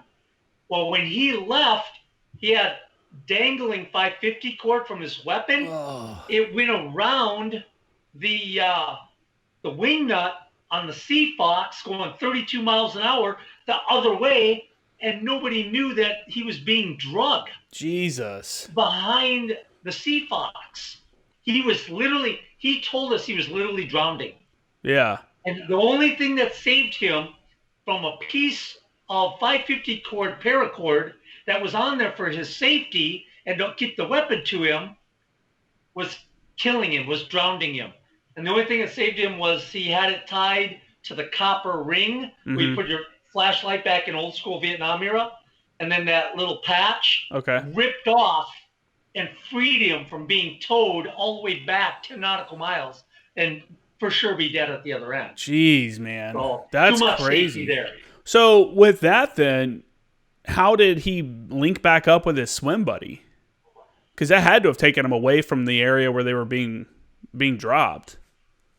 It did, and you know what? I honestly would have you'd have to ask Steve, cool. or I'd have to text Steve. That's how crazy. All of that played out. Yeah. That's I don't actually know. That's where guys get hurt a lot of times in military training. It's something like that where you don't think about it. And that's just a good I guess that's a good way to point out how, sometimes people think their leadership is a little too crazy about keeping their gear tight, like rolling up the straps and keeping them taped up. You tape everything up, and that's a good example of one of those things that could have gone horribly wrong, all because of a dangling little piece of 550 cord. That's wild, man. Yeah, I actually got another story real quick too. It's just a short one. We were doing a water jump in Okinawa off Camp Schwab. And so my stick, and I was the number one jumper out. And so I had our fins on, and we had the 550 cord paracord where we had them rolled up in the front and tied behind our calves. Okay. So once you hit the water, you can undo the paracord and you got your fins right on. Yeah. So we had UDTs on, underwater demolition shorts on, and it was a static line jump. So in the 46. Super Stallion, not Super Stallion, the 46 helicopter, I can't think of the nomenclature. The Sea Knight? The Sea Knight I was number one, but all the oil that Oh yeah. drips from all the Every lines, helicopter, goes man, if on it's the not ramp. dripping oil, then it's probably about to crash because it's run out. Right. Oh, right. Exactly. Kind of like that Harley thing, I think. But yeah. So I was number one jumper, and because we were on the slippery rocket fins and the oil on the helicopter deck, Lance Turner was behind me, and he slipped and he knocked me right out of the bird. Oh, no I had way. no, yeah, I had no warning. Next thing I'm on my butt on the ramp and I'm out the door. Oh, shit. So, so I'm this way, I'm that way, and fortunately I'm connected to the aircraft on a static line. And the static line opens my parachute, but I'm all discombobulated, Mm-hmm. and I had twists all the way up my parachute. So I twist up, but what happened was when he slipped, his arm, the cord connected to the aircraft, the static line was underneath his arm and gave him a bicep tear. But he was being Oh. pulled out of the aircraft and held to the aircraft by the static line. Oh my God, And dude. he finally shook it loose, but his bicep let go. He had a bicep tear rolled up in his arm, but thank God it didn't pull him apart. So, Yeah, or for pull his sure. arm off. Jesus. Yeah. Did you, So were it's you, kind of, when you went out, did you land near where you were supposed to land anyways? well, we had boats. We had safety boats all over, so they saw that I was way out. But fortunately enough, we were way out in the ocean, and they just came and picked me up. That's, man, that's, people, there was recently I want to say he was a CCT, and I'm sure you heard about this. And that was they were flying, and something happened. And his chute got caught, and he flew out of the aircraft unexpectedly. It wasn't a training event. I mean, they might have been heading to a training event or whatever, but it wasn't a planned like jump like you had where there were safety boats. And he ended up dying. They found. I don't think they ever recovered his body. I'm not 100. They may have, but I know that, man, dude, you're lucky. That's crazy. Getting pulled out of an aircraft like unexpectedly like that. That's insane. Yeah, and as you know, I mean, you're a combat vet. That's just something that me and you were conveying to anybody watching this that wants to be in the Marine Corps, to be in the Accidents Navy. happen. And yeah, this stuff it's real. Yeah. You got to take it very And seriously. the problem, like you said before about over safety, is that incidents like that turn into, well, here's an investigation. What happened? Now let's add these safety structures so it never happens again, which I can understand. Like if, in your case, you were fine. In the case of that CCT that was killed, I don't know the circumstances around it, but let's say you perished or something because of that incident. There'd obviously be a huge investigation and their procedures would change.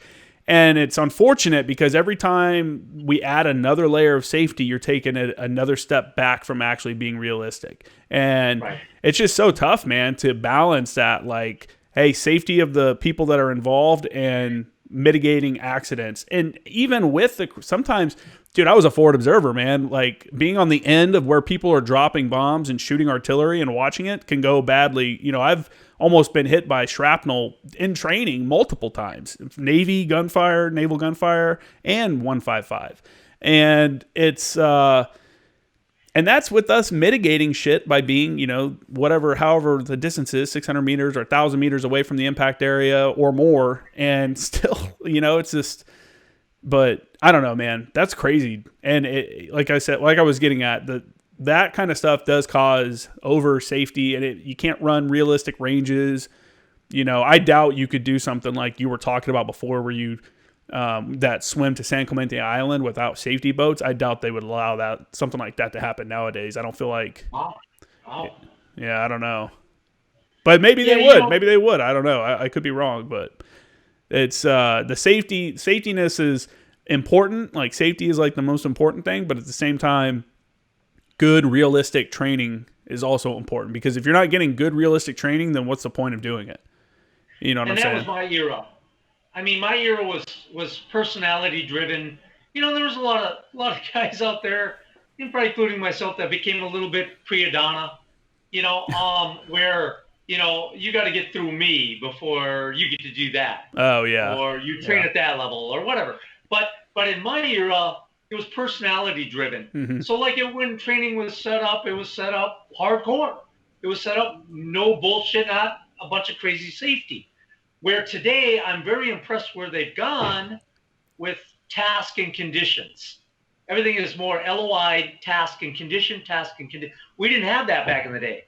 Yeah. It was driven by the NCO that said, you got to go from my standard, whatever that was at the moment. So, yeah. And, you know, I mean, there's a little bit of that still, not as much for sure. I think, you know, for me, the biggest thing now is you got to fill out those ORM worksheets, you know, which are just bullshit. It's I will mitigate this. This is a concern and it will be mitigated by this, you know, and it's like most guys just go to the share drive and pull off an old one and just redo the dates on it and sign it. Like it's just a check in the box kind of thing for most people, for a lot of people, because ORM is common sense. For the most part, it's common sense. You know what I'm saying? I mean, maybe you got to spell it out for some people, but a lot of it's just common sense, you know, thinking. And it's gotten ridiculous to the point where you're technically not allowed to take, let's say at Anglico, I want to take my SALT, my supporting arms liaison team on a 10-mile ruck, right? If I want to do it legitimately, and I have to fill out an ORM, I have to contact range control, I have to give them a route of where I'm rucking, I have to get a safety corpsman, a safety driver, I have to get the required medical supplies, which is like a spine board, you know, the water, all that. You have to get all this shit just to go, hey guys, let's put on our packs and go walk for 10 miles, which is on base. And it's like, dude, as a sergeant, or let's imagine you're a corporal or a sergeant, and you know you're the backbone of the Marine Corps, and they want and your staff and COs or officers are empowering you to set up training. Like, how is a corporal or a sergeant going to do that? You know what I'm saying? Like, they're not. Who do they know how to go on and schedule ranges on RIFMIS and contact the range control and do the routes and all? You know, it's like, instead of me going, hey man, we got nothing going on this morning. Hey, let's put on our packs and go climb up fucking whatever. Let's go climb this hill. You know, like, we do it still. Let's be honest. Like, that's what actually happens is guys go, hey, we're just doing a PT. It's a PT whatever. They rename it so that it's not officially a hike. Right. But that's what I'm talking about. That's the bureaucracy and the over safety bullshit, because guys are just going to go around your, you know, I'm not going to call range control and give you an overlay and stuff like that. If I just want to take my guys out on a, you know, couple hour morning hike, you know, and do something like that. That's just, I don't know. Maybe I'm an asshole for that, but it's just having those kind of requirements is just ridiculous in my opinion. Yeah, you're on the mark. Absolutely, Justin, because I was a breath of fresh air, you know, when I talked to Big Daddy, you know, John Croft, and I talked to Brian Yarlum, you know, staff NCOICs at BRC. They're like, hey, Rage, you know, we trust you, and you're bringing back an era that we think part of it needs to come back. Mm-hmm. You can actually go train these guys and do stuff that we just can't. You can, and a lot of them I took out to San Clemente Pool. So the video, if you watched that video I sent, was San Clemente Pool, and I brought them out there, worked with them. Also worked with them on the Marine Corps swim tank. Down at First Marine Swim Tank, down the street from BRC. Yeah. I worked with them there, and I had a ton of support from everybody on the deck, all the Marines down there, lifeguards, so on and so forth. And that's where the dunker's at too. And I knew one of the divers, old Recon Marine, that was helping with the dunker, helicopter dunker, and all that. But yeah, so I got to bring back my era of training. Mm-hmm. To Marines that, you know, were a little because of PC and micromanagement. And I'm not picking on any particular, because there's a lot of working wheels on reasons that things are the way they are. Yeah. Way above my pay grade, you know, so. There's definitely a time and place for safeties to be injected. And I think that we've done a good job of, there were some ridiculous aspects, I think, old military stuff that has been done away with and become more safe, and that's totally fine. But commanders and stuff are afraid to get fired, or, you know, I don't know. It becomes a save my own ass kind of mentality, it seems like, where, well, if I let my guys go do this and this happens, then I'm probably going to get fired. So we're just not going to do that. And it's like, dude, that's, you know, you're cutting out a piece of training that we were supposed to do just because you think it's too dangerous, you know, and that's not, I mean, I don't know. I don't like it. Like I said, I think safety should be in place, but I think some of the bureaucracy and kind of bullshit is just ridiculous. So an example, and I was surprised I didn't get fired as a team chief for this. We were at first Anglico attached to the 11th MEU. We were out on ship doing our at sea training, and we got to a point where there's nothing for us to do, man. Anglico has no job on ship other than they want us to stand watch in the LFOC occasionally, because there's like, what are we going to do on ship other than teach classes and shit? We're forward observers and JTACs and stuff like that. So we're like, hey, there's no reason for us to be here. We can do some training back at home base. Let us get off the ship early. So they let us get off the ship early. We go back. We told them we're gonna do some driver training. We got these ITVs, these little Jeep looking vehicles, and the guys are still getting comfortable with them. So we're gonna get some road miles in the ITVs. We're gonna do some, this and that, whatever. And so we get back and we're like, hey, we're just gonna drive around in the backyard. We call it the backyard, which is a training area right there in Las Flores behind us. However, everyone just does like PT and does stuff like that. And I was going to have my guys drive down the hardball through Las Flores and then off the road and then back into the training area a little bit, about back by where like Recon and stuff is, that back area, drive through those little hills and then come back. They're just going to do a circle. Comm would be set up so guys can do radio checks along points and get that, kind of underway and stuff like that. Well, two of the guys were driving and went down like a steep little hill and rolled the vehicle over, right? We didn't call range control and tell them we were going to be using the training area. We didn't, we told our higher ups in the MU that we were going to do some driver training, but I don't think there was any kind of formal like training plan. It was just like, hey, let's just do this while you guys, and it was basically like, hey, NCOs, we're going to do driver training. Here's the intent. Take it and run with it. Me and the captain have to take care of this stuff because I think we had other training events coming up. So we're at the office doing like fucking office work, and these guys are over here doing that thing. And man, when they hit us up and they're like, hey, a vehicle rolled over, we're like, holy shit, is everyone okay? And everyone was okay. No one was injured. Sanchez, one of the driver, I think he got a scratch on his arm. Like it wasn't anything major, but man, we called back to the MU. The MU CO didn't even know that the Anglico detachment had gotten off the ship. I guess none of his staff had told him that we'd even gotten off the ship. So when he got a call that we had just rolled a vehicle over doing our own training, like, I don't know, that right there, I don't know. I'm surprised we didn't get fired, to be honest. But what I was getting at is that's kind of what, we did. We would just go out and do the training sometimes without contacting range control, because it didn't make sense to be like, hey, range control, we're going to drive circles right behind our building. We're going to drive in circles up and down the hills right behind our building. And I don't know what range control could have done there to make the situation any better. But yeah, I don't know where I was going with that story, but that was definitely a time where we thought we had safeties in place and something occurred, and had the units taken like probably the proper steps to, I don't know. I feel I'm still surprised that me and my captain didn't get relieved for letting our guys drive in the training area, which is basically our backyard, drive in the training area without range control knowing, and then having a vehicle, roll over. And I was just, I don't know, but those are the dangers. Those are the things you don't think about. There was no way I thought that a vehicle would roll over back there. There's no way. And I even went and looked at the little hill that he drove down and that he rolled over on. And I'm like, I could have probably driven up this. I'm a way more, and that's not a hit on him as a driver. I was way more experienced. I have driven this vehicle thousands of miles before as a mechanic before I was a forward observer. So I looked at that piece of terrain he was going over like, oh, that's nothing.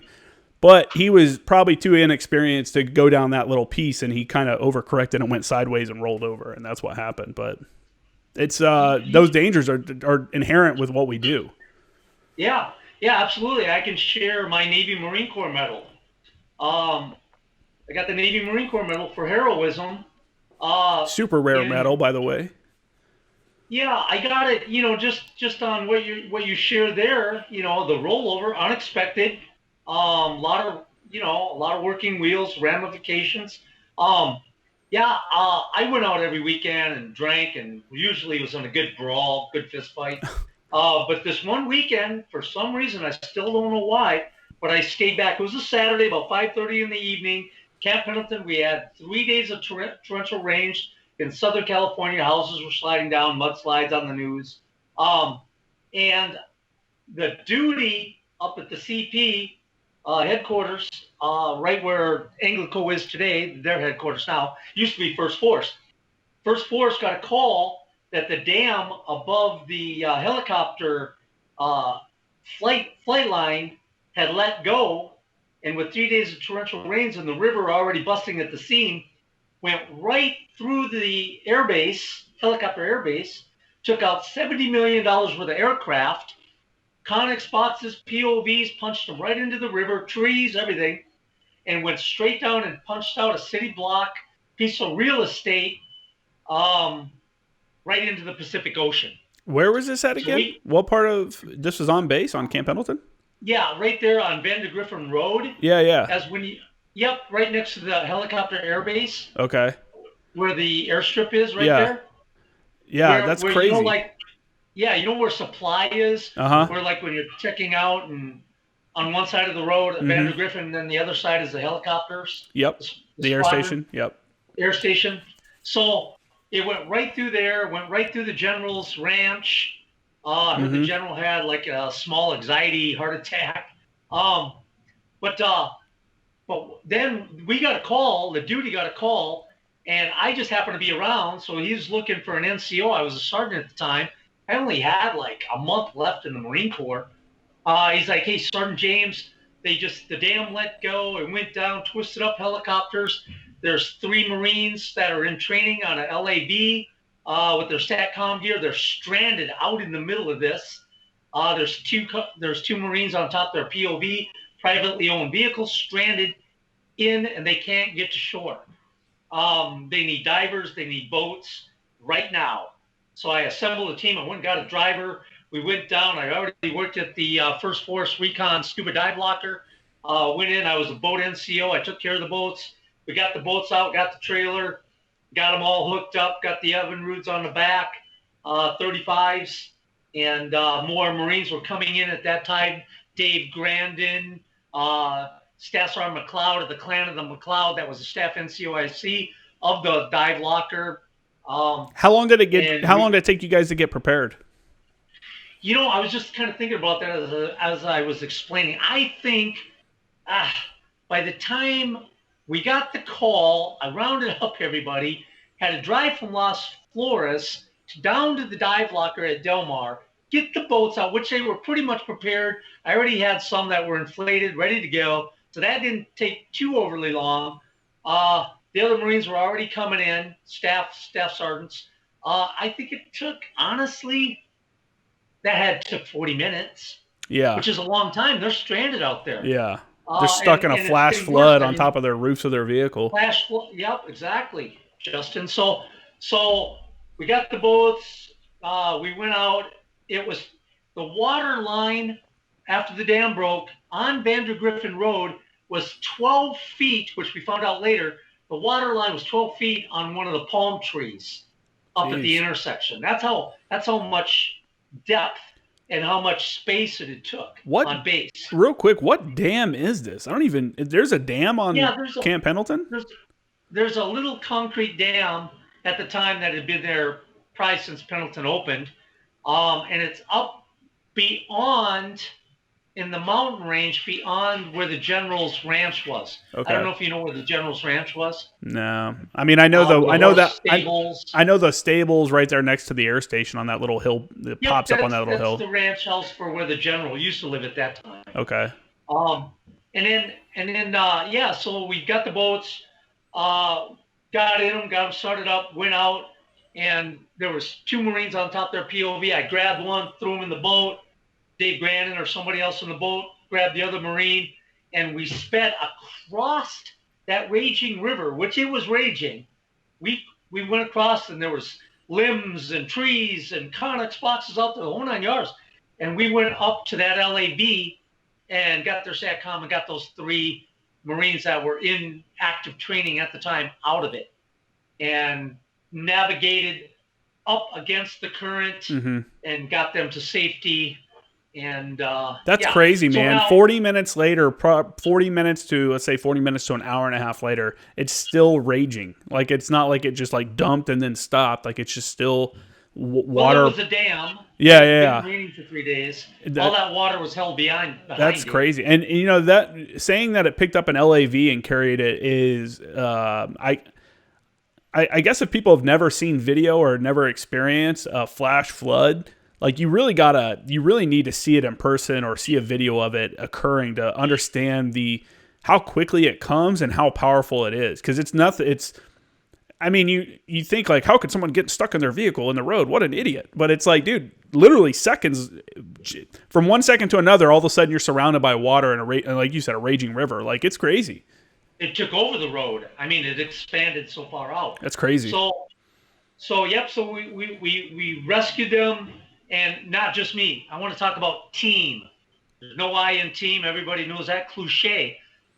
It was about the team. Dave Grandin, Joe Vega. Mm-hmm. I mean, there's all kinds of Marines that showed up when we got the boats up there. Mm-hmm. So it was a team effort. It wasn't a rage effort.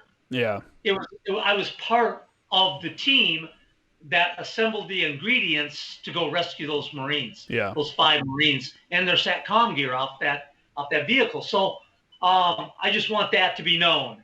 Yes, I received the Navy Marine Corps Medal. I did not get it alone by any stretch of the imagination. We did it as a Marine team. Were you the only one that got an award for it? No, I'm not. I don't know how many other. I know Staff Sergeant McLeod, who was in the boats, and once he came, he was taking charge. I was taking charge up until the time we hit the water, and then obviously he's the Steph NCOIC of the dive locker. He's in charge. Dave Grandin, who now was going to receive his 2nd Navy Marine Corps Medal. What? He already received it. Yep. That's Dave crazy. Grandin. Yes, he did.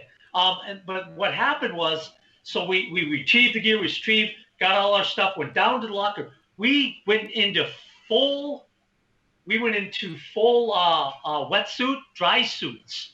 We put dry suits on. We slept at the locker. First thing at light the next day, Justin, we went down in 2-man clippers, and we maneuvered through where the river took off in different branches, in back out to the Pacific.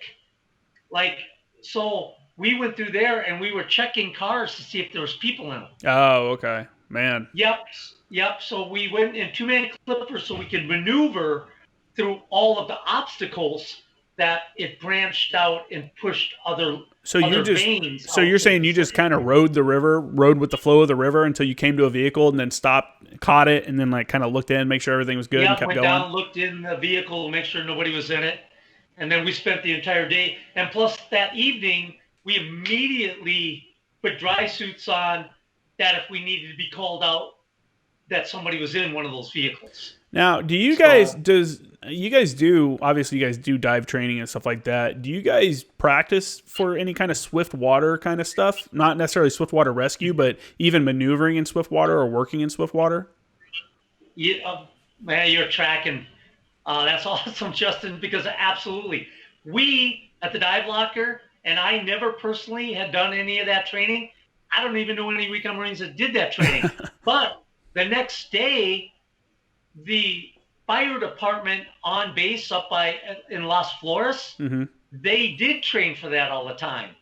So diver Ron, my buddy diver Ron, who was a hard hat diver in the Navy, who had gotten out, who supported us down at the dive locker, he was highly trained in that because he worked at the on base fire department up at Las Flores. Okay. So those guys came over, they were trained in it, and they snapped us in and gave us some little on-the-spot, training. And then we went and checked through the day on kind of on-the-spot training or whatever you want to call it. Yeah. The little white space training. Get that in. Yeah. No, that's cool, man. That's pretty wild. Like, I know the area you're talking about, so I'm like trying to imagine it in my head like that being flooded out, and I'm gonna look up that dam and stuff. I didn't even know that even existed on base. That's pretty crazy stuff. Yeah, that was in January 17th, 1993. And that's the picture of that lieutenant general awarding you. That's the when you got your award for that. No, that's Jim the Body Burns. That's Lieutenant General Johnston, who was in charge of all of Somalia ground troops before Black Hawk Down, Oh, before the okay. Army took it. So yeah, if That's we that could that picture's continue not of on. you.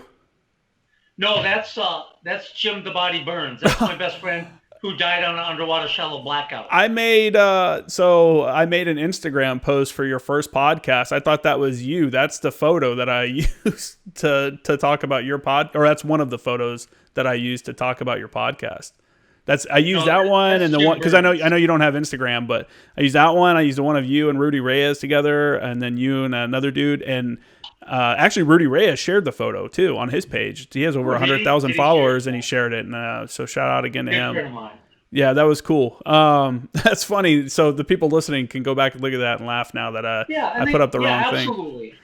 Yeah, and most of them will know that's Jim, and Yeah. that's the three-star general because he was this PSD personal security detail Mm-hmm. for 1 year in Somalia Mm. before the Rangers took over. Okay. Because then they pulled the Marines out. It went south down there. They sent in the Rangers. Yeah.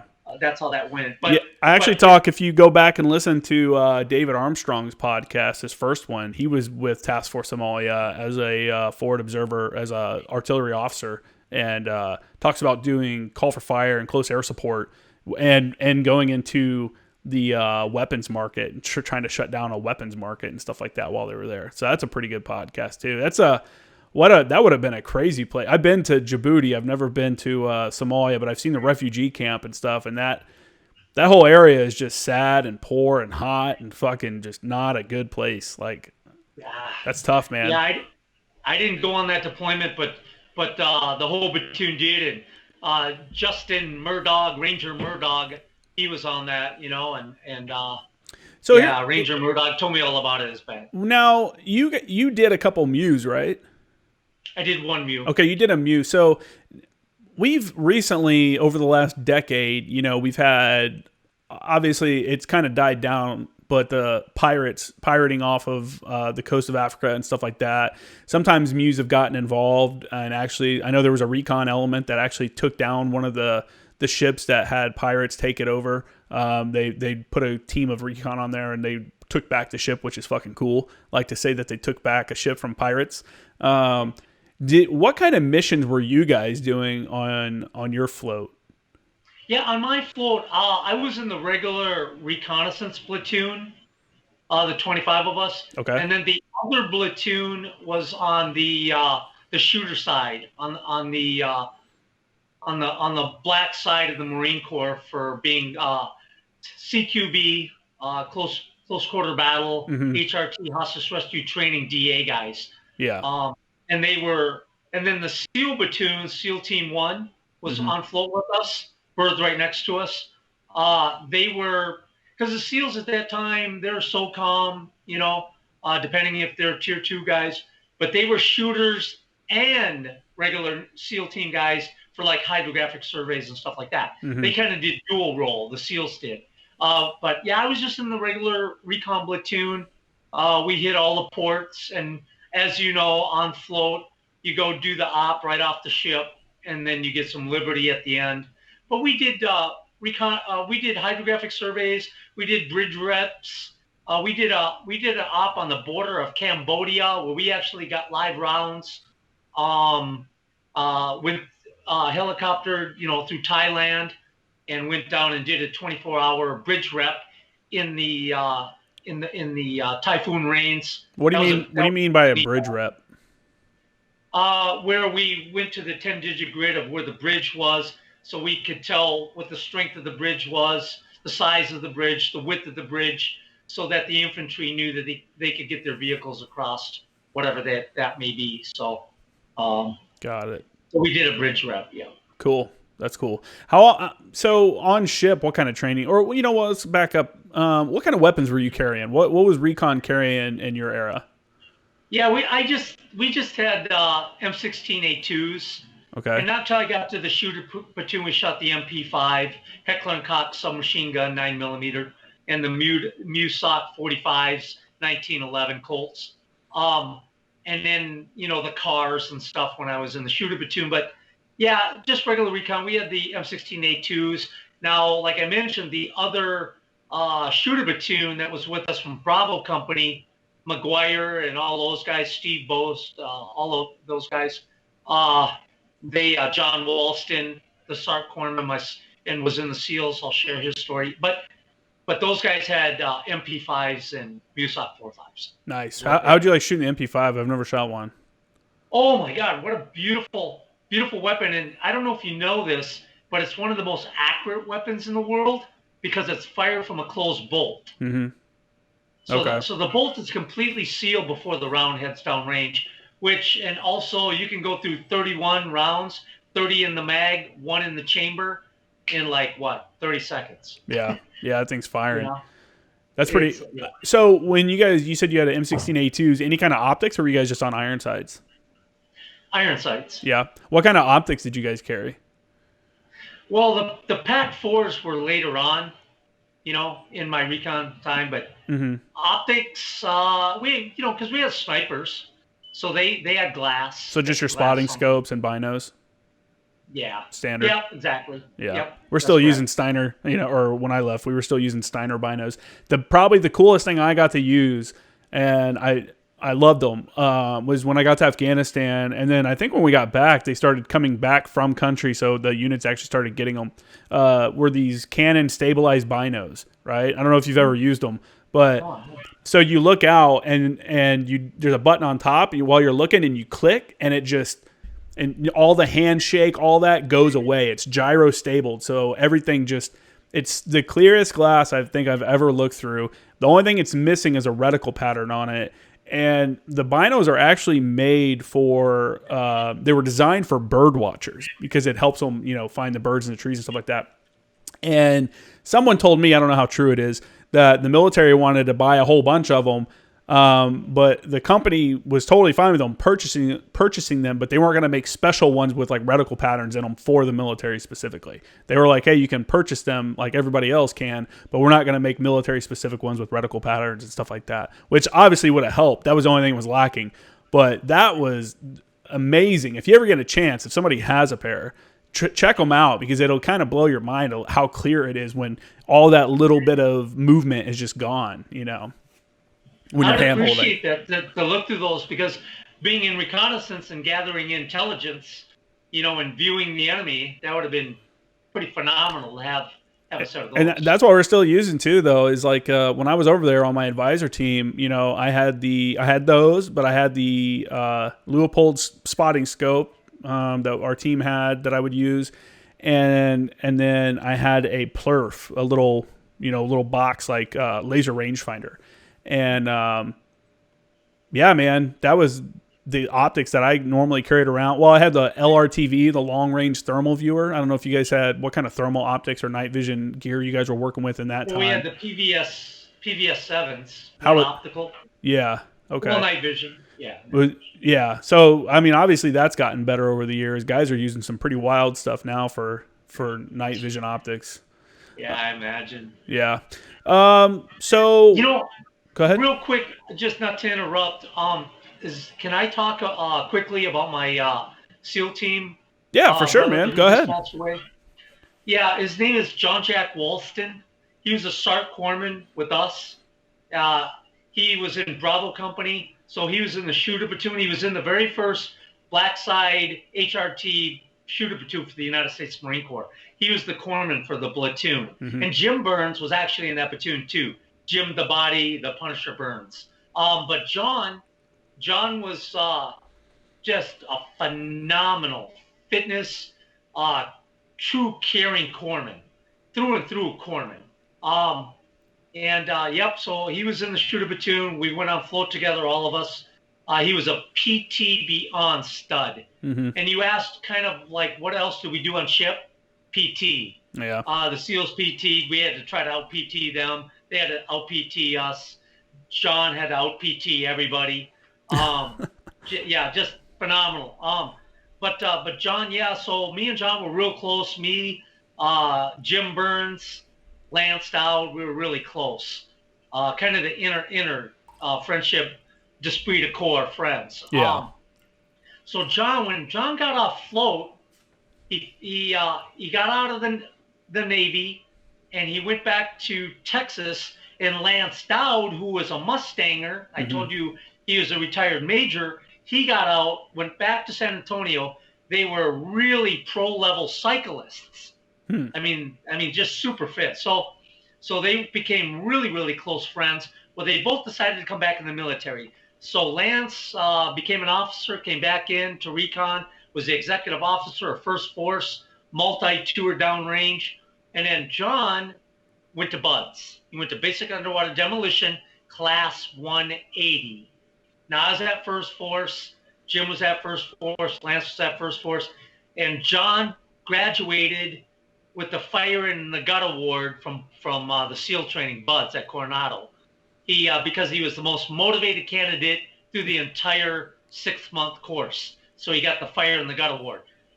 We went down, me, Jim Burns, Lance, went down to his Class 180 BUDS class graduation, met his wife, Terry, and then met all of his fellow SEALs now, and went to Dick's Last Resort, hung out, met the families, and John was now a christened SEAL Team Trident wearing SEAL.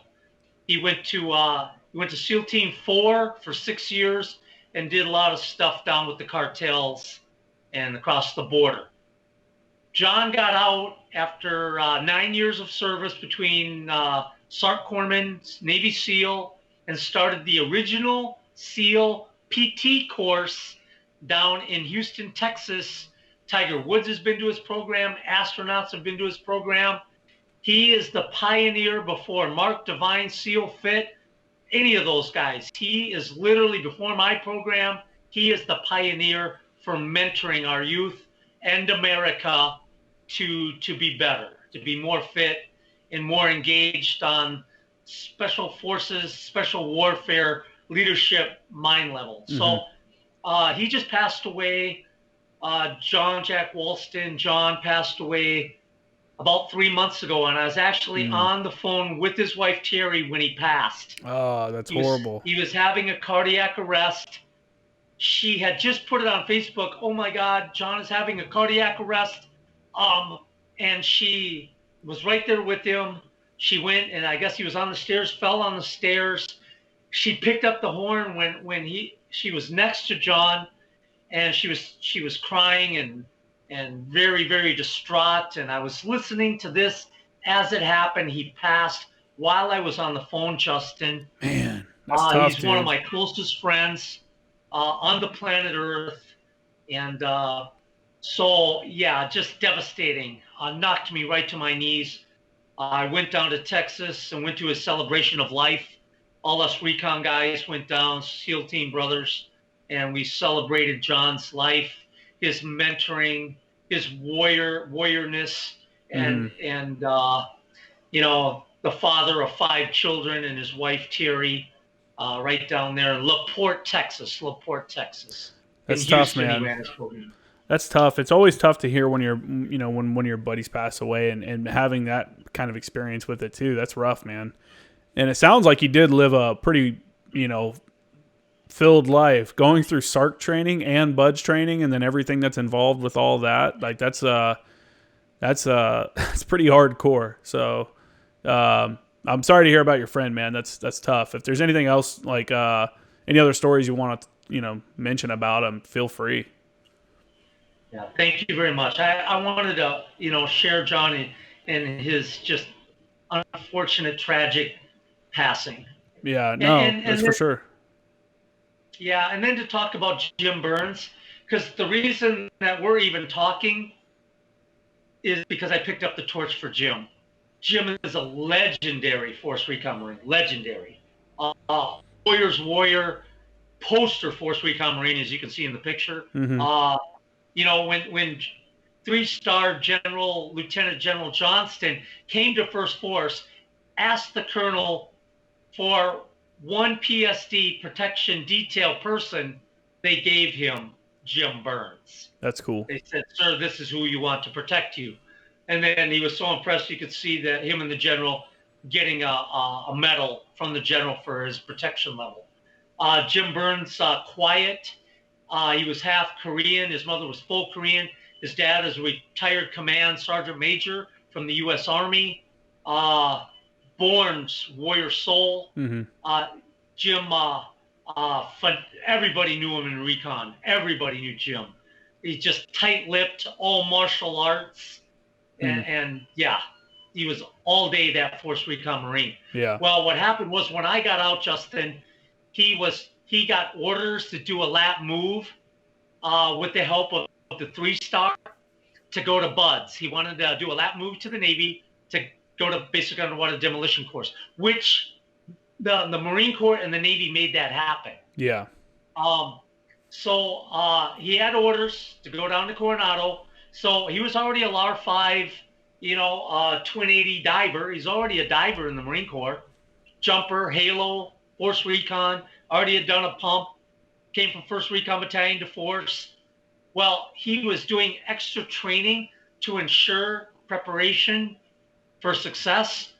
And he was down at the swim tank with 1st Marine the infantry, 1st Marines. And he was doing crossovers. So he was running with his jungle boots, dive socks, UDTs from Los Flores over the mountain range down to 1st Marine swim tank and doing crossovers every day. He would increase them daily, weekly, Justin. Mm-hmm. And the female Marine, the WM, who was fapped out because she was pregnant, and not to pick on her, but a little bit of justification because she was in the guard shack because she saw it was this Force Recon Marine preparing for whatever, and she was in the guard shack when he was 15 feet down doing crossovers, had an underwater shallow blackout, died in the bottom of the pool, and she came out and found him dead down there. So what was her role? Was she was she supposed to be the lifeguard or something? Correct. And she wasn't even by the pool? She was in the guard shack. God damn, man. That's such bullshit, man. What a waste. Do you want to explain to people that don't know what a crossover is, what that means? A crossover in pre-scuba to prepare to go to dive school is that you're on the side of the pool. The instructors will tell you, okay, crossover. You'll vertically go down to the apex of the bottom of the pool. You'll diagonally go back to the other side of the pool, which is 25 meters underwater. That's a crossover. In pre-scuba, you'll have your tanks, no air, your fins, your camouflage fatigues, and you'll do that as many times as required for pre-scuba with sharks on top. So when you come up, they push you back down. Yeah.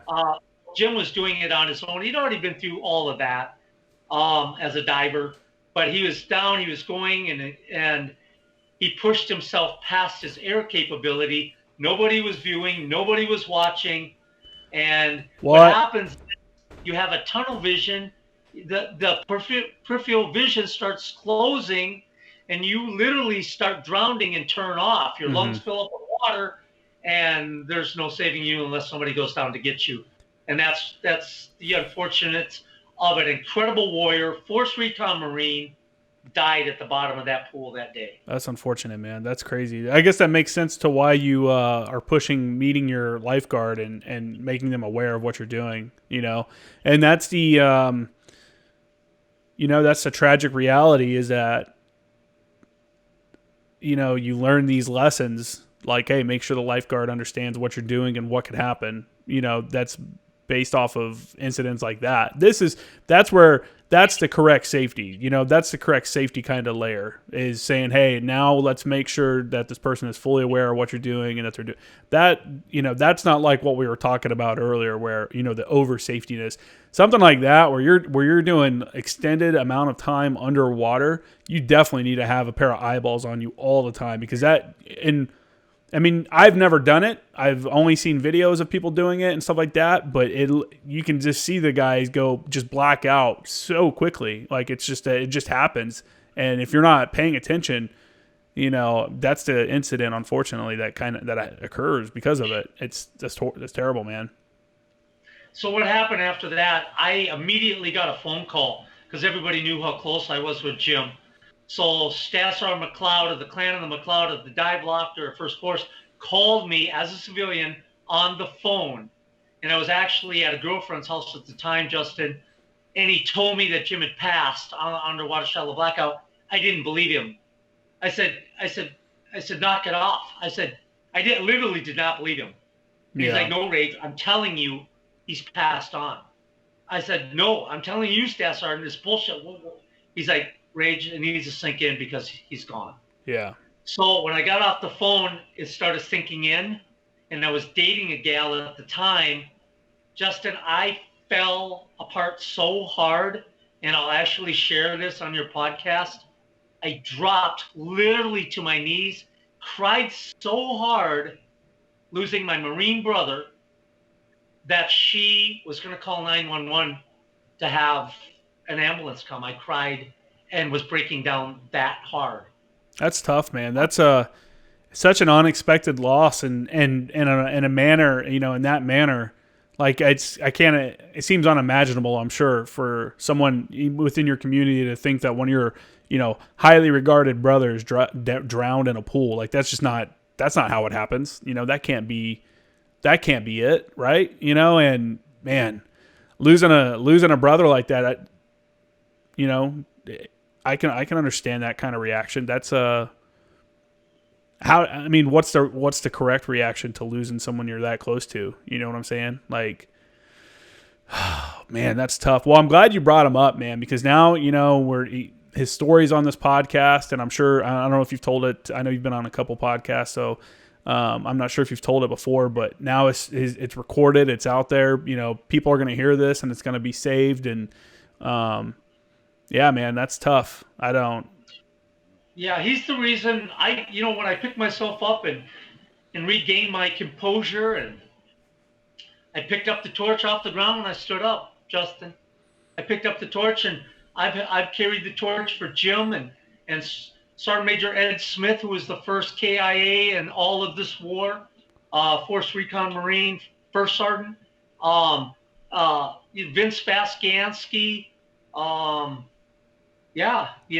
too many for names. all of my brothers that have passed. I picked up the torch for all of them and the mentoring program, and I share all of their stories to my candidates, who now share those stories with their brothers of arms and Spec Ops. Yeah, it's the only way to keep it going, man, is tell that story, pass it on. Those tell the story of the legends of your community, and I think I love that it's not like it was in the 80s anymore, where if someone doesn't tell the story, it's forgotten. Now these historical people that are never going to be written about in a history book, their stories are recorded, and people can find them, and people can hear what happened from people like you that were there or that knew them and stuff like that, rather than reading like a old news report. I think it's super powerful, and it's super important for us to maintain the memory and legacy of those that came before us, and to honor those guys. And yeah, it's tough, dude, for sure. And I want to give Rudy Reyes another plug too. I've been with Rudy about 5 times through the years. Mm-hmm. And just the energy from Rudy is voyeurism, but it's love. Rudy has just got so much love. And when you first meet Rudy, he gave me that Rudy hug, and you wouldn't expect that from a gunslinger, Recon Marine at that level, what he's done and experienced, but he gave me a hug of love, and that's Rudy. He's a warrior beyond warrior, and I just want to say, put it out that I love him, and he's a mentor. He's a mentor for all of us. Yeah. There's a couple other people too. Go ahead, man. Well, real quick, I just want to say that with him posting, let me put what he wrote here, because I wrote something on here. Oh, yeah. He just reposted the post that I made, straight across, so he didn't add any content to it. But I put, appreciate the share, and he shot me a message. What did he say? He said it's like, hey, that's what we do, brother, or something like that. It was, I have to find it. But anyway, for me, it's surreal that this guy is even communicating with me, or that something I produced is now on his page, because I watched Generation Kill, and I remember when it came out, and I remember talking to my buddies back home that aren't even in the Marines are like, dude, Rudy Reyes shared your photo. Like, that's so cool. They know who he is because of Generation Kill. And well, I've seen the miniseries. I've read the books. I've read One Bullet Away. I've read all the books kind of around those guys. And for me, that's someone that's like, they're like up there. Like, that's one of those guys. And to have him share my stuff or something like that, and to send me a message, it was like, hey man, I'm just here for the love, brother, something like that. I think that's super awesome, and it kind of speaks to his character and stuff like that. And so that's my little plug for Rudy Reyes. I appreciate it again.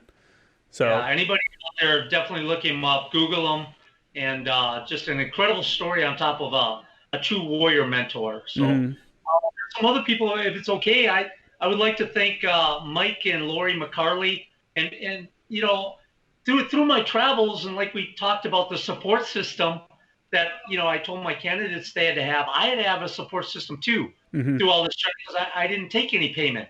I would have a regular job, and I would take most of the money, eat Little Debbie's cakes, and I would take whatever money I could so I could make this happen.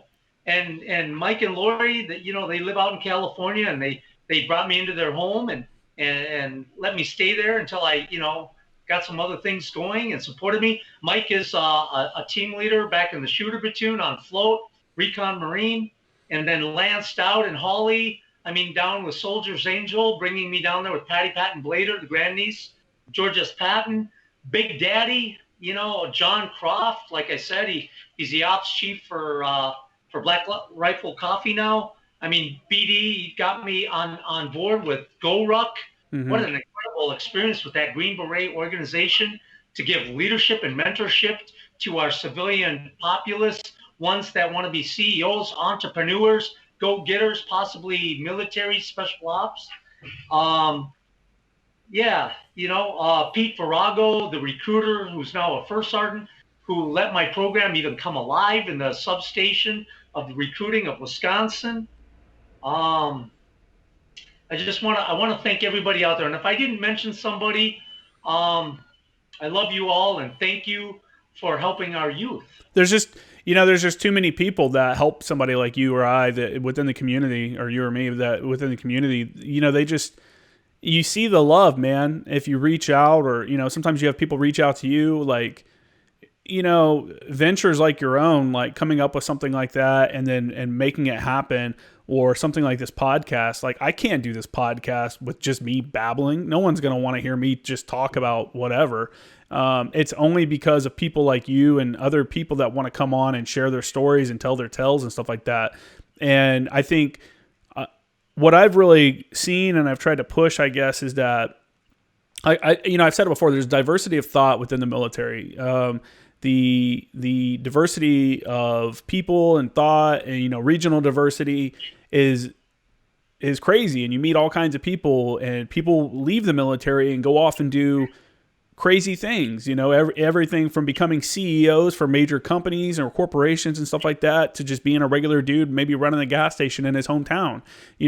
People do all these things, and I think no matter what you do, you should be still using whatever kind of influence you have to help your fellow, veterans and stuff like that. Even if it's only the guys that you particularly hung out with while you were in the military. I think, if your homie needs help with his business, if your buddy's starting an Instagram page, give him a fucking follow and a like and tell people about it. It's tough, man. It's tough to and I'm sure you experience this, when I first started my Instagram page, I'm like, dude, I'm a fucking loser. No one's going to follow me on Instagram. No one's going to want to hear or see or do, no one cares about what I think or see, but you kind of have to get over that and make it happen. And it only happens because the people close to you are the first ones to kind of like embrace what you're doing and then help it spread. You know what I'm saying? So I guess my pitch is just for those listening, man, support veterans. And if you're in the veteran community, and I'm not saying like, if a veteran has a shitty product, then they have a shitty product, right? If it is what it is. But if they have a good product and or whatever it is that they're doing is quality, then support them and help them out, because we hear too much about, veteran suicide or veteran homelessness or veteran this and that. And it's a problem that occurs in the real world too, but there's nothing wrong with us helping our fellow, brothers and sisters out that are out there, helping them push forward like Rudy Reyes did, sharing my post, stuff like that. He didn't have to do that. And that right there, immediately my former Action Guy's Instagram page, I think when he shared it, I had like 700 followers on that page. I have just over 10,000 on my J. Kramer Graphics, which is how this whole thing got started.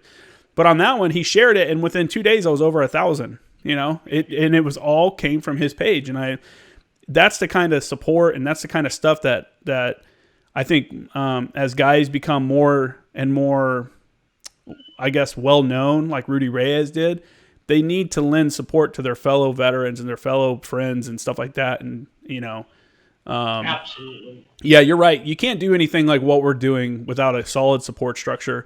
And I can't think of a better group of people to get support from than your fellow veterans that understand where you're coming from, because they're also a veteran, but they can also see shit differently and help you see stuff differently because they come from a different background than you do. Absolutely. And that's like I mentioned his name earlier, Ranger Murdoch, Recon Marine, and his vice president, Clayton. Him and Clayton started SSOF.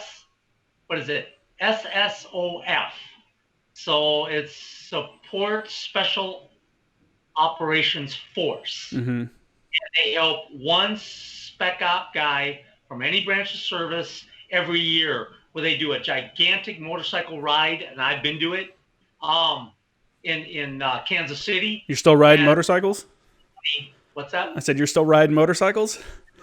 Yeah. I'm a bystander now, but and that's another link I can send you, because he has helicopters come and the whole 9 yards. It's really, really something. And all the money goes to one special operator that is down on his luck. All the money goes to pick him back up, give him a hand up. Mm-hmm. And I'll share that link with you too. So for sure, man, I'll put it in the show notes.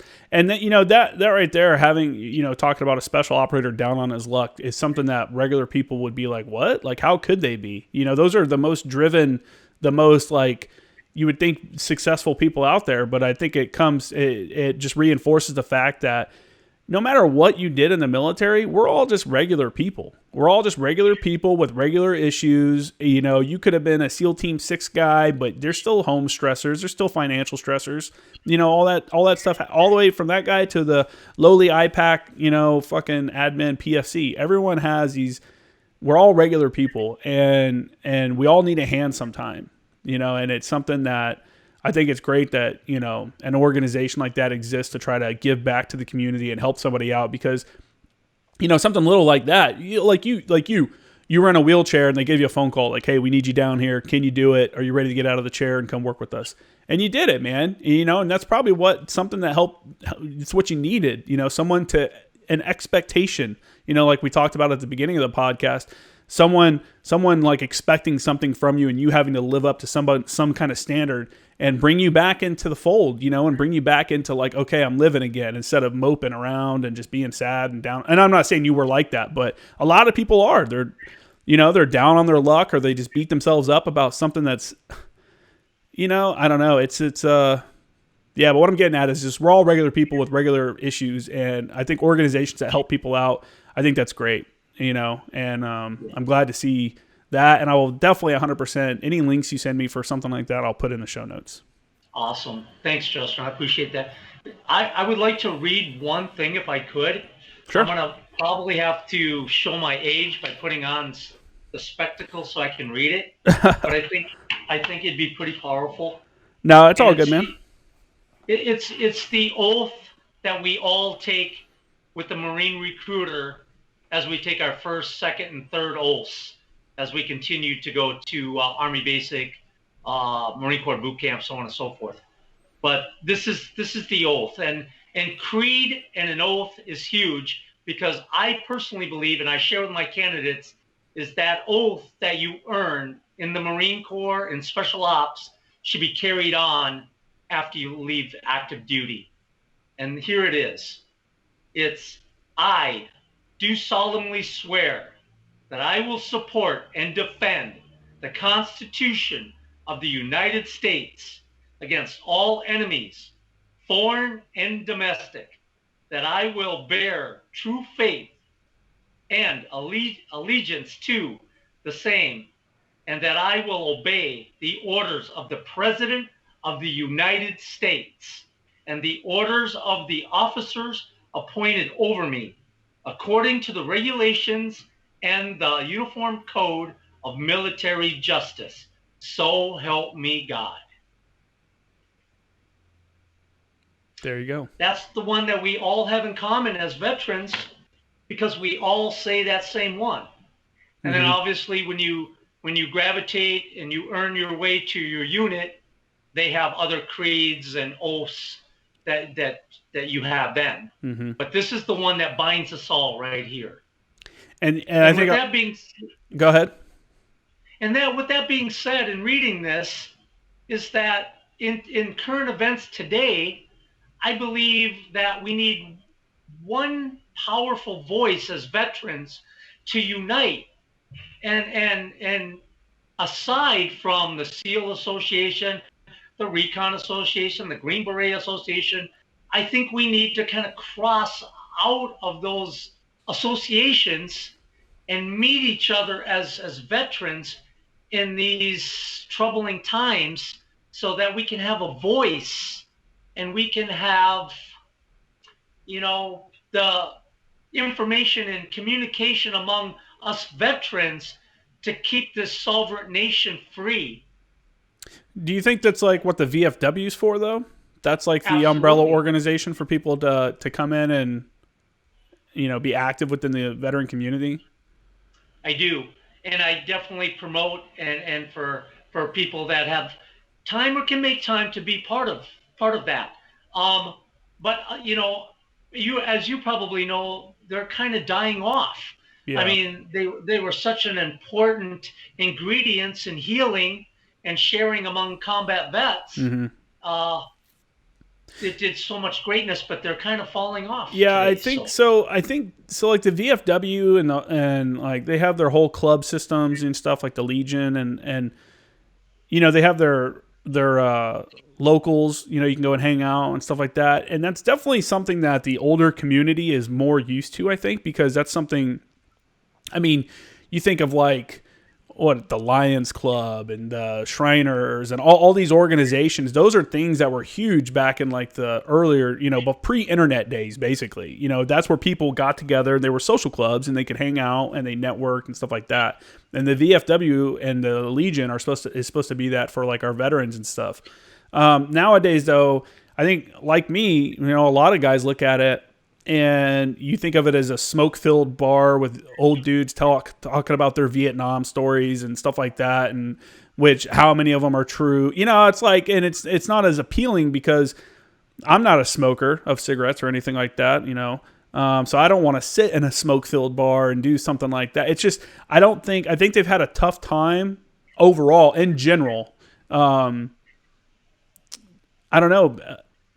Having something that interests, guys like me, like the millennials or whatever you want to call us or whatever generation I'm in, I forget now. Like it's, I don't know if they can, I know what you're saying. People definitely should check it out. I need to come check out the local one here. I should totally do that. I get a lot of my veteran like hangouts just doing a podcast though. So I guess that's the only reason I really haven't gone and signed up. But I don't know. I think people don't feel like the system's working for them. In some cases, I don't know, man. I really don't know what we do from here to make like a broader pitch for people to join an organization. I think we already did that. I think me and you sharing our stories and sharing some diversities of the cold water, like the cold water, and hitting a guardrail at 70 miles an hour on a Heritage Harley, it's crazy. and having rights. That's diversity. and just sharing my testimonial that I didn't do alone. The good Lord definitely was there for me. That we're not alone, and I know that they can reach out to you, to me, uh, through the information and the testimonial of this podcast.